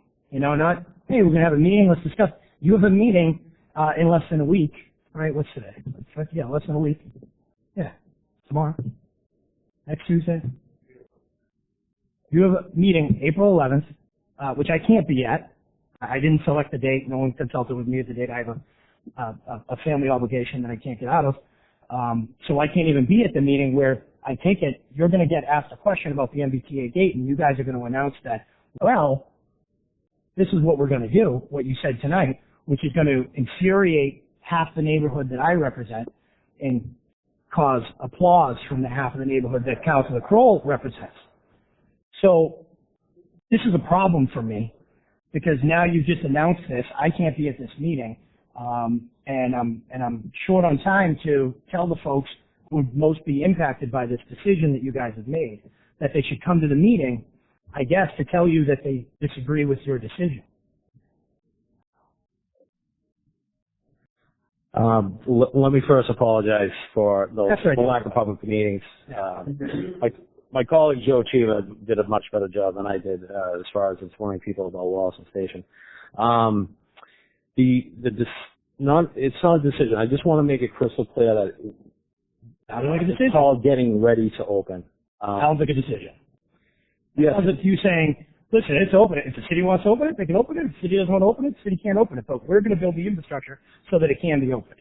Correct. So at some point in the future, it's anticipated that, the tide will turn and people would rather walk to school, maybe all the students at Archie's or people in that neighborhood or what have you. I heard there's, some talk about maybe purchasing some property, not by the T, but by the city to make a drop-off, pick-up to preclude double parking, on Independence Ave. But I just, I know how touchy of a subject it is, and I basically... This is why, if you know how touchy of a subject it is why I'm surprised that you would make this announcement without, did you notify the mayor's office? You didn't notify me. I see the state senator sitting out there. I don't know, was his office notified? Was the state rep, was Ron Mariano notified of that? We did notify the mayor. Okay. If I could hold on for a second. Through you, Madam President, to Mr. Walker, can you tell me the date that the mayor was notified? Because I'm wondering why the mayor wouldn't notify me if he was notified by the MBTA. For you to, Mr. Walker, can you please answer the question? No. Okay. So it's either he wasn't notified or he was notified a really long time ago. But go ahead. I'm sorry, my name is Beth Larkin. I'm the Assistant General Manager for Capital Delivery for the MBTA. And I really just want to reinforce the point that John is making, is that he is approaching this in a way so not as to preclude a future decision as to whether or not to open that up to pedestrian access. This project does not include pedestrian access off of that parcel into the garage. It does not. What it does include is the ability to, in the future, make that decision, so as not to preclude that. What does that mean? In the future, it means have the ability to make that decision. Fenced off so that you can't access it from So you're not making, with this plan, this proposal here that you're talking to us about tonight, there isn't a single dollar that's being spent relative to opening the gate on Independence Ave? As John mentioned, there's some infrastructure improvements that are being made, so if the city... So it sounds like we're heading in that direction. So folks who don't want to have that happen might be very upset to hear that the MBTA and its very limited resources, which we're all very familiar with, is spending money in furtherance of a policy that half the neighborhood disagrees with. And I'm just wondering where the impetus for that comes from. I represent folks who want it open and folks who don't want it open. It's a very undecided issue. I think we're basically leaving it with the city of Quincy to decide whether or not you want it open. We're just trying to make it so that it gives got some flexibility for being able to make that decision, but I think we defer to you on that. Sure, and I would have loved to have known that prior to you guys announcing it in the public meeting, but Mr. Walker? Through you, Madam President, to reiterate again that it will be the city's determination whether or not that gate is open, whether or not there's pedestrian access. If the T wants to do some work in its facility that may make it possible at some point or not, it's the city's determination, and the mayor clearly has not made a final determination on whether or not it's an appropriate use. He faces the same conflict as you folks do with this body, as there's a good number of people in both neighborhoods who would love to see it open, and there's historically been a good number of people in the neighborhood who would hate to see it open. We have not reached a final conclusion. I know it's been a bit of a time. I know we started this process quite some time ago and had some meetings on it. Some things have come up. Some things have developed. This project has developed. The potential for redevelopment at the site has developed. The potential for some further studying of traffic patterns and parking patterns across the city has developed. A lot of things are at play. But we're not going to make a judgment either way based on what the team may or may not do as part of its garage repair project. That decision is going to be made by the city, and before that gate is open, if it is ever opened, there's going to be a lot more meetings, a lot more input from the community, and a lot more development of an actual plan. Right now, like it's been going on for the last 30 years, there's a lot of talk about it, and people are expressing their opinions and people are providing input, but we haven't reached a stage where we have anything resembling what would be a plan to open the gate at this point. Are you saying it's a plan? Thank you, Mr. Walker. Thank you, Councilor. And I appreciate your input on it. My frustration stems from learning of this for the first time tonight after having numerous conversations with the MBTA about the community meeting process and about my concerns related to closing of the ramp. So that's where my frustration comes from. Again, I don't envy you guys in the job that you have. It's hard enough. So, people like me kicking in the shins, but that's what's going to happen when I feel like there's really insufficient outreach about these issues. I've sent letters to the MBTA that don't get responded to about this issue. I've sent letters. We've had community meetings. I invited a representative from the MBTA to each one of those community meetings that I posted. I didn't get a response back. So to see you for the first time, you guys tonight en masse, and then you just kind of throw that grenade out there into the middle of the well, it's very surprising to me. So I'm sure that'll come up, and I'm sure that'll be a subject of discussion. Just to reiterate, the T has made no decisions. Well, you did make a decision. I was wrapping this up. I'm trying to do it in a nice way, but if you want to continue to debate this, I'll debate it with you. The T hasn't made a decision. You've made a decision to use your limited funds and limited resources to prepare the infrastructure in a way that will allow the gate to be open in the future should the city of Quincy want to open it. That is the decision that you made. You could have made the decision to do nothing and use those dollars elsewhere, right? Like at pedestrian safety on crossing Center Street and Bergen Parkway. You could have done that. Appreciate your distinction, sir. Right, but there is a difference between that. So you have made a choice. You've made a decision, and now we're having a community meeting about it after the decision has been made. But I appreciate your time. Thank you. I won't take any more time. Thank you, Madam President. I want to thank my colleagues for talking about some of the mitigating, additional mitigations. My question is, I see, I'm very interested in, especially Ward 6, because when you start closing things down and you start doing constructions, funding traffic management police details at Napontet Circle. That is very interesting for people of Ward 6, because can you tell me when that will take place?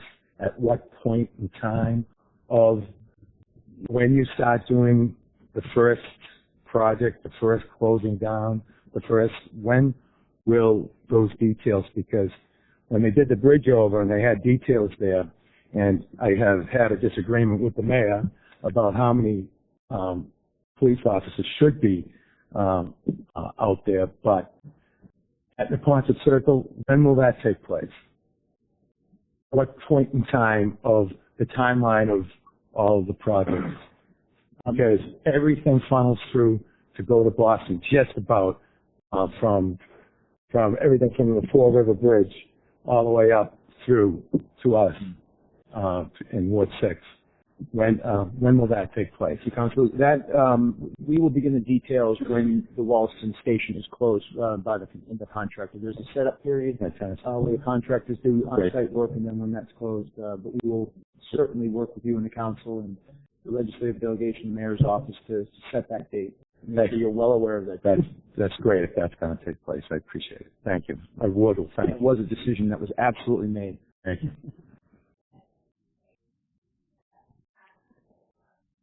Thank you, Madam President.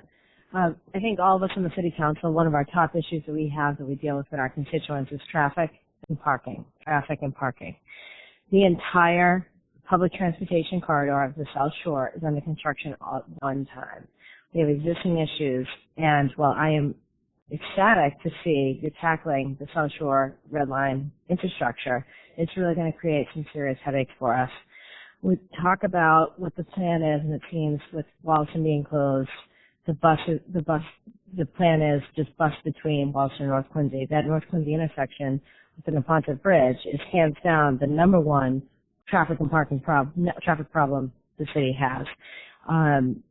We talked a little bit about the Squam Point Park, the DCR facility. Why? To me, it seems this is the perfect opportunity to partner with establishing water transportation. It's been one of the city's goals for a long time. The city's been doing its part to pilot.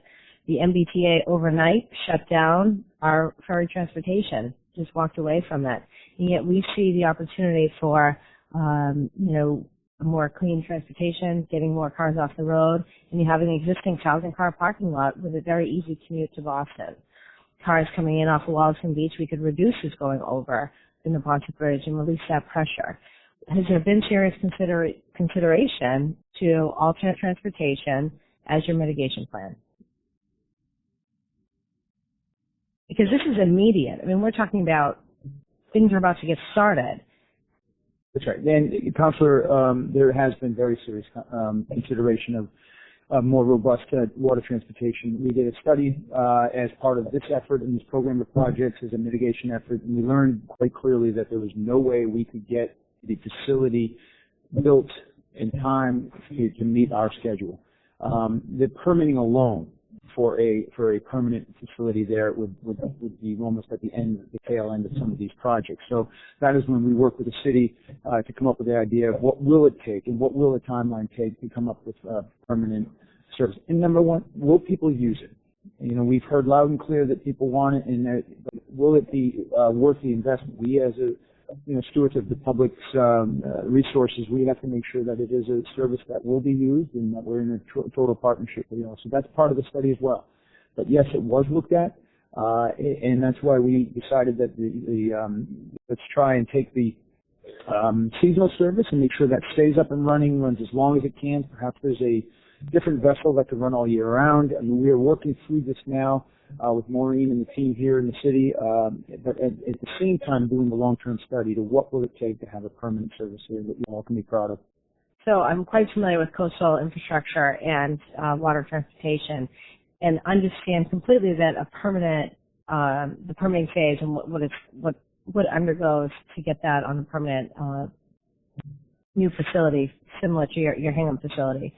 But we have something that, mind you, it's band-aided, and it probably, maybe it isn't something that's ready to handle the volume, but it is something that we've been able to pilot water transportation and get it up and running on a smaller scale. The schedule last year wasn't really conducive to what the city residents needed. I think they are working further along this year. But if there was a commitment by the MBTA to bring back water transportation to Quincy, this would relieve a lot of pressure for the residents of the city of Quincy and the entire South Shore. Previously, when the Quincy ferry operated out of the former shipyard, almost everyone in Quincy had to backtrack to get up on the ferry. It is such a better position to be down at Squam Point Park for Quincy residents to take advantage of water transportation. And I just am not seeing these solutions as we're just going to bus between Walton and North Quincy as sufficient. I mean, you have traffic issues and you're pushing more volume through the buses on our streets right into the heart of the problem area. So I appreciate the police details as an option. I think it's a necessary option because we dealt with it for years with the Napontet Bridge construction project, but I don't see that as a sufficient mitigation plan to be able to move the volume of traffic to the entire South Shore. Every single South Shore station is coming. You got to come through Quincy to get to Boston, and I just the capacity is a challenge. In my district that I represent is the Quincy Center parking garage, and the demolition, 5 years of having it closed. We have traffic issues infiltrating the neighborhood, parking issues infiltrating the neighborhood. The structure itself has become a blight, and we're pleased to see the project demolition occur. As far as timeline, I'll be at your meeting next week. Looks like July 2017 is your demolition date to begin, with the full structure taking over to December 2018 to be demolished. It's a full demolition timeline, or is there something else being built into that timeline? Demolition to the second level. And so I know there was talks the city had begun some design, partnering with your design, and I just don't know where that project stands. So there was an agreement with the city and the MBTA as far as station RFP going out. I guess I'm looking for an update on that. Station RFP. I can't. It's undetermined at that point. At this point. Oh, thank you. Councillor, are you speaking about Quincy Center? Quincy Center. Okay. So we are looking to work with the city and the mayor to release an RFP sometime this year.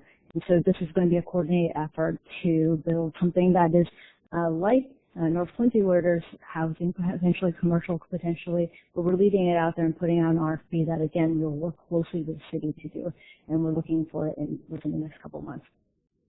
Maybe through you, Madam President, to the mayor's office, hadn't there been a design agreement that the city was the lead on the project, and sure. There was maybe... Yeah, there's, through you, Madam President, I apologize.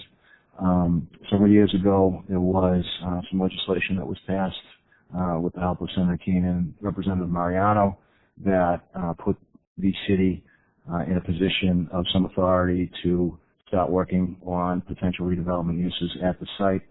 At that point, we received, I believe it was a federal grant for about $1 million to work with Parsons Brinckerhoff to work on some initial design and engineering. Not so much design, I think I'm misspeaking that. I think it's mostly site engineering. It's a very complicated area, and I think they were basically working on the underground and the scope of things that would need to happen there. And that was all predicated off the basis of the potential, because the city was, as you may remember, approached by the trial court of the Commonwealth and DCAM about the potential of having a public safety facility, a courthouse at that site.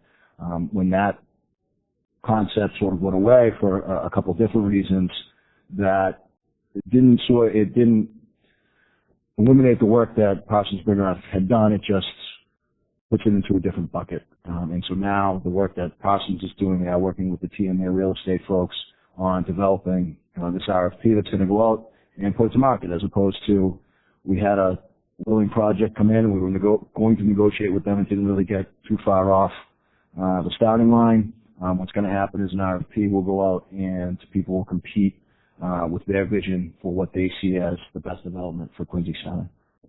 And the mayor's office will be involved as far as highest and best use, is similar to the North Quincy MBTA question. Absolutely. Okay. So just timeline on that is, and so timeline, so the demolition is ready to go, slated to go, the funding's in place, and as far as future development, stay tuned, RFP to be issued 2017? Perfect. Okay, great. I appreciate your time. I look forward to the public meetings. I think it's very important for us and for our constituents to understand what to expect as all these projects unfold. It is something that's going to impact all of us daily. Thank you.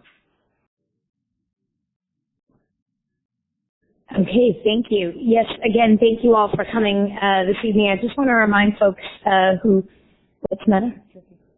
Oh, okay. Very quickly, Madam President, through you to Mr. Walker, but it was mentioned specifically about the plans related to the extension of Commander Shea Boulevard and the extension of that was a city plan that they were working on. Would you be able to get us copies of that plan if it exists? To the degree it's been designed and engineered. Sure. Terrific, great. Thank you, Mr. Walker. Thank you, Madam President. Thank you, Councilor Finn.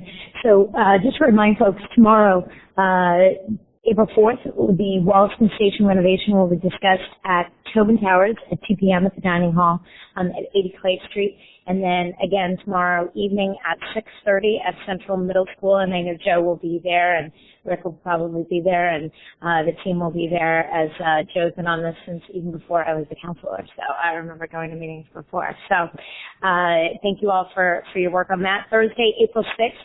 The Quincy Center garage demolition meeting will be held here at Old City Hall, down in the lower hall at 6:30. Again, that's 6:30 at Old City Hall.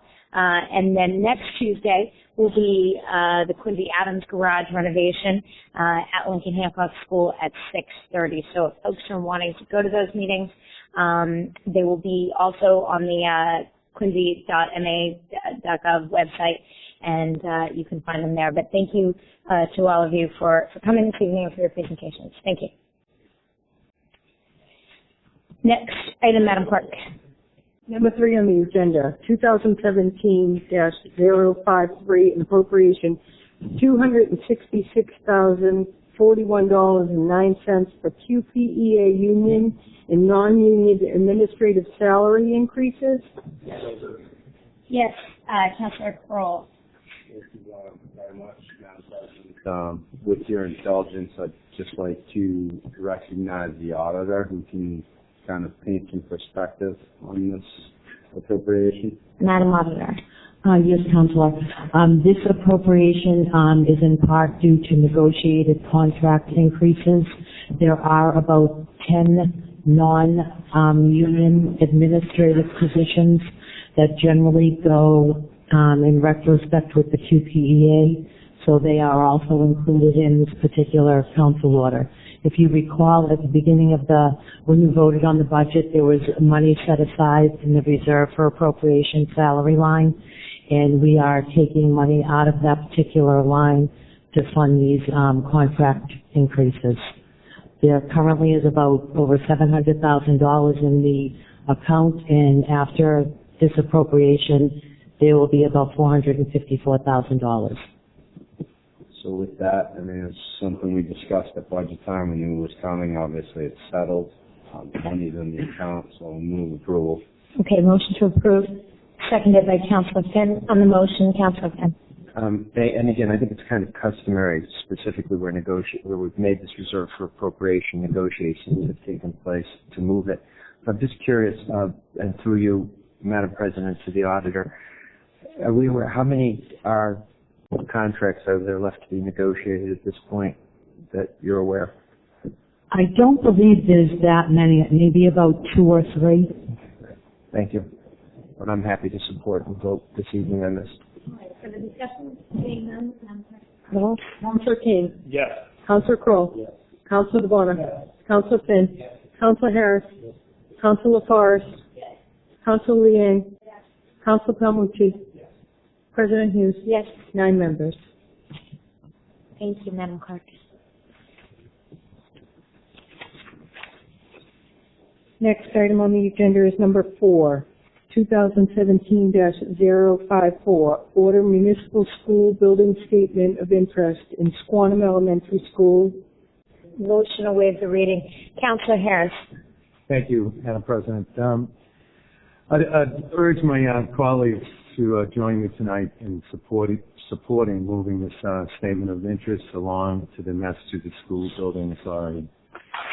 We took our first vote on this last year, and this vote tonight will maintain Squantum Elementary's place as the next priority school building project in the city of Quincy. In discussion with the mayor, he has told me that he expects the feasibility phase of this project to begin as early as next year, or possibly 2019. Those dates are largely dependent on progress with Sterling Construction. As most of you know, Squantum School is in dire need, as was mentioned tonight by the mayor, of replacement. Squantum School was built in 1919, and the neighborhood and its families are quickly outgrowing this facility. SWAT improvements have kept the building functioning for some time, but as we continue to upgrade our schools citywide, there's no doubt that the Squantum School needs to continue to be a priority. I look forward to working with parents, the neighborhood, Mayor Koch, and Superintendent D. Cristofaro from beginning to end as we make this project a reality. And with that, I'd like to make a motion to approve. Motion to approve by Councillor Harris, seconded by Councillor DiBona. On the motion, anyone wishing? Okay, Councillor Finn. I was hoping as Councillor DiBona would have allowed me the honor to second, given the fact that I've had 7 kids. Well, it was only till 2 years ago. I think it was at least 14, 15 years of going to Halloween parties. But anyway, happy to support it. Awesome. Thank you. All right. Any further discussion? Seeing none, Madam Clerk, if you call the roll. Councillor Cain. Yes. Councillor Croall. Yes. Councillor DiBona. Yes. Councillor Finn. Yes. Councillor Harris. Yes. Councillor Laforest. Yes. Councillor Liang. Yes. Councillor Palmucci. Yes. President Hughes. Yes. 9 members. Okay. Thank you, Madam Clerk. And that ends our formal agenda for this evening. Next, we'll move to approval of the previous meeting minutes from the meeting of March 20th. There's a lot of M's here. All those in favor? Aye. Okay. The ayes have it. The minutes are approved. Communications and reports from the mayor, other city officers, and city boards. Madam Clerk. I don't have anything. Okay. At this time. Well, we did hear from him tonight, so there you go. Maybe that's that. All right. Thank you. Unfinished business and the preceding meeting. Yes, Councillor DiBona.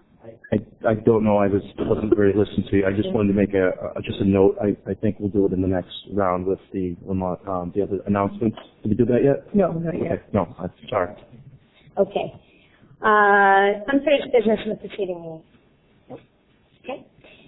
Reports of committees. Councillor Laforest. Okay. In the Ordinance Committee, In Ward 2, Councilor 2017-042 to add handicap parking at 77 Raycroft Street. I move positive recommendation.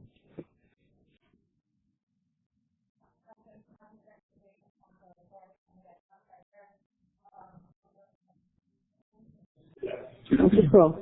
Councilor DiBona. Councilor Finn. Councilor Harris. Councilor Laforest. Yes. Councilor Liang. Councilor Palmucci. President Hughes. Yes. In Ward 4, Councilor 2017-043 to add handicap parking at 56 Hughes Street. I move positive recommendation. Positive recommendation, Councilor Laforest, seconded by Councilor Palmucci. On the motion, Madam Clerk, call the roll. Councilor Cain. Councilor Croall. Councilor DiBona. Councilor Finn. Councilor Harris. Councilor Laforest. Yes.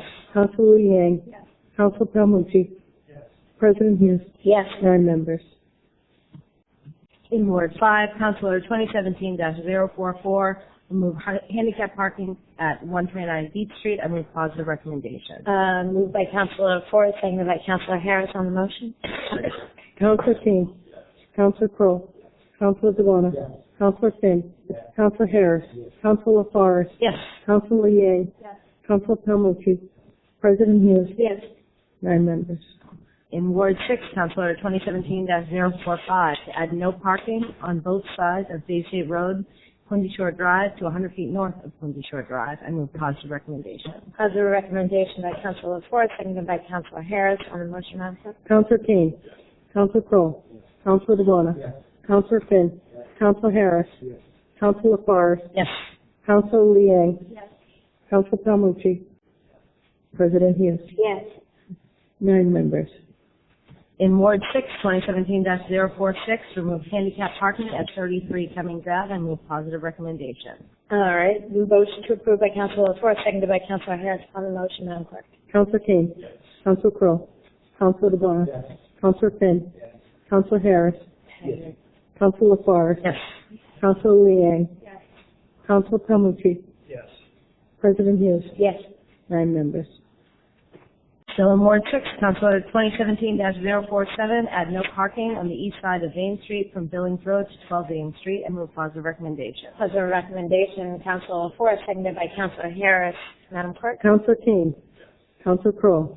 Councilor DiBona. Councilor Finn. Councilor Harris. Councilor Laforest. Yes. Councilor Liang. Councilor Palmucci. President Hughes. Yes. Last one in Ward 6, Council Order 2017-048, add a 10-minute parking sign on the east end of Hodges Court. I move positive recommendation. Positive recommendation by Councilor Laforest, seconded by Councilor Harris. Okay. On the motion, Madam Clerk. Councilor Cain. Councilor Croall. Councilor DiBona. Councilor Finn. Councilor Harris. Councilor Laforest. Yes. Councilor Liang. Councilor Palmucci. President Hughes. Yes. 9 members. Thank you, Madam Clerk. Thank you, Councilor Laforest. Further reports of committees. Okay, none. Presentation of petitions, memorials, and remonstrances. Councilor Harris. Thank you, Madam President. This past week, a friend of the folks in Swanham lost Paul McDonough. Paul grew up in Dorchester, moved to Quincy over 50 years ago. He was a veteran of the U.S. Marine Corps and served during the Korean War. Paul was a Boston policeman and later served as a detective for 29 years. One of Paul's highlights was he was chosen to, when Pope John Paul came to Boston, he was chosen to be part of his security. Paul leaves behind his wife Marie, his daughter Lizel, Erin, and Paula, who will dearly miss him. The family has asked, in lieu of flowers, and we mentioned this evening, but donations to be made to the Quincy Animal Shelter. So hopefully folks would donate to Quincy Animal Shelter in the name of Paul McDonough. Thank you. Thank you, Councillor Harris. Certainly a great family and somebody who's given back not only to his community here in Quincy, but to the Boston area as well as by serving as a policeman. So thoughts and prayers with them. Anyone else? Okay, Councillor DiBona. Thank you, Madam President. I want to thank you before the meeting tonight with the Autism Awareness Month. Thank you for doing that. I just wanted to elaborate a little bit. Yesterday, April 2nd, was Autism Awareness Day. It's been going now for 10 years. And, when you hear that slogan out there, light it up, it's for understanding and accepting it. I want to thank everybody around here. Andrea, Roger and Andrea Noble White gave these to you guys. I thank the entire council for wearing these ribbon pins tonight. Near and dear to my heart as well. In addition, all Quincy police vehicles have the autism ribbon magnet on all of them, so they're going to be having that on for the whole month of April. The department is also hosting a bowling fundraiser on April 22nd to benefit ALEC, which is Autism Law Enforcement Coalition. It educates first responders in responding to all calls involving individuals with autism. And, if you don't understand autism spectrum disorder, it's a wide variety of on the spectrum. The studies say that 1 out of every 68 children is being diagnosed with this, 1 in every 42 boys, and 1 in every 189 girls. Some studies say it's 1 out of 45 kids. So it's on the rise. Please, if you could get that word out there for the fundraiser that the Quincy Police is doing, I just want to thank you. Thank you, Madam President.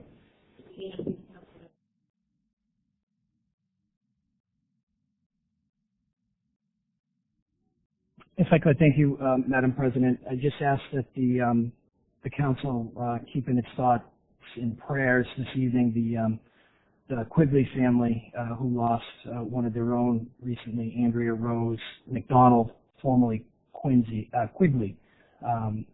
Although she lived in Weymouth, she was born and raised in Quincy. She comes from a well-known family in Quincy that probably most of the members of the council know somebody in that family, most likely Kathy Quigley, the director of the Germantown Neighborhood Center, or June Quigley, who was a former aide to Congressman Cain. I just ask that we keep the Quigley family in our thoughts and prayers during this difficult time. Thank you. Thank you, Councillor Palmucci. Right. Motions, orders, or resolutions? Okay. Scheduling of committee meetings and public hearings. Any to be scheduled? Yes, Councillor Croall. Thank you, Madam President. I just want to touch on the meeting scheduled for next Monday with the group, which is the Finance Committee. Obviously, we put that on the board the last time that we met. Again, it's a 6 o'clock start. The topics to be covered, and Mr. Walker, I'll need your help on this. But the first, we'll go over the streetlight replacement program. So I don't know if you'd be willing to work with the gentleman from Siemens and making sure that he's on hand to answer any questions. I know we've seen a preview. We've had a little bit of discussion, but we'll continue that next Monday. And we'll have an opportunity around the public hearing on the capital improvement plan / park revitalization presentation that we just saw here this evening. And then we'll go into what I would assume to be the park piece. And I can work with Chris to figure out, who will be the presenters from your team for that night. And, my commitment to you folks will be I'll get it out to you hopefully by Thursday. Is that reasonable, Chris? All right, so you can look for an email from me by Thursday, sort of profiling the evening's events. And thanks again, Madam President. Thank you, Councillor Croall. Monday, April 10th. 1 week. 6:30 p.m. 6. Yeah. Yeah, we had it at 6. Oh, 6? Already scheduled. Yeah. Ew, I'm not a fan. Okay. It'll be a tight agenda, I promise. We won't be meeting the hope and dream. Okay. We'll have a tight agenda. All right. Thank you, All right, great. Yeah. Thank you, Councillor Croall. Anyone else? Yes, Councillor DiBona. But I'd like to wait till everybody's, and if I could, Madam President, last, just to let everybody get their meetings in first. Okay. For the thing, when is that? 7:25, Tuesday, April 18th. All right, good. Thanks. Affordable housing, right? Yep. Okay. She knows. She's all over it. Councilor Laforest, did you?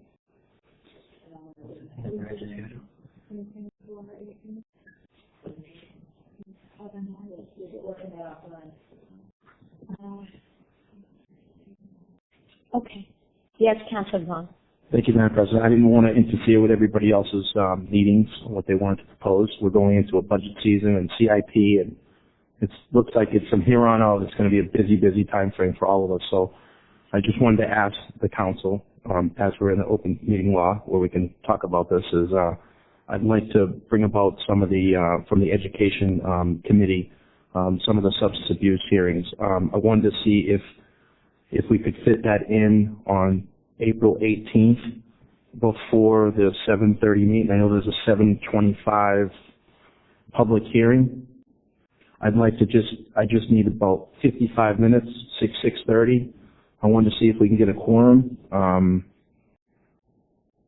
We got here, let's see here, Harris, Cain, Liang, and Palmucci, the councilors. So I wanted to see if we can get a quorum and if we can have this meeting before at 6:30, if this doesn't interfere with anybody else. Tuesday, is it the 18th? Tuesday the 18th at 6:30. 6:30 to 7:25, which 7:25 will be public hearing, 7:30 meeting. One of the hearings. Oh, I'm sorry. Yes. I could get the speakers, and I just wanted to get it clarified. I kind of did it offline with Jen, but I didn't get any response back, and I didn't want to, so I have to go through her. So 6:30 for 55 minutes, and then we'll go into the regular meeting. Is that good? Can we 55. That's enough for the first one. Is that good?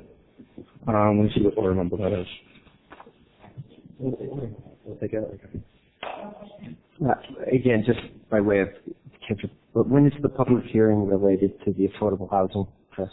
7:25 on Tuesday, April 18th. 7:25. Okay. Great. Thanks.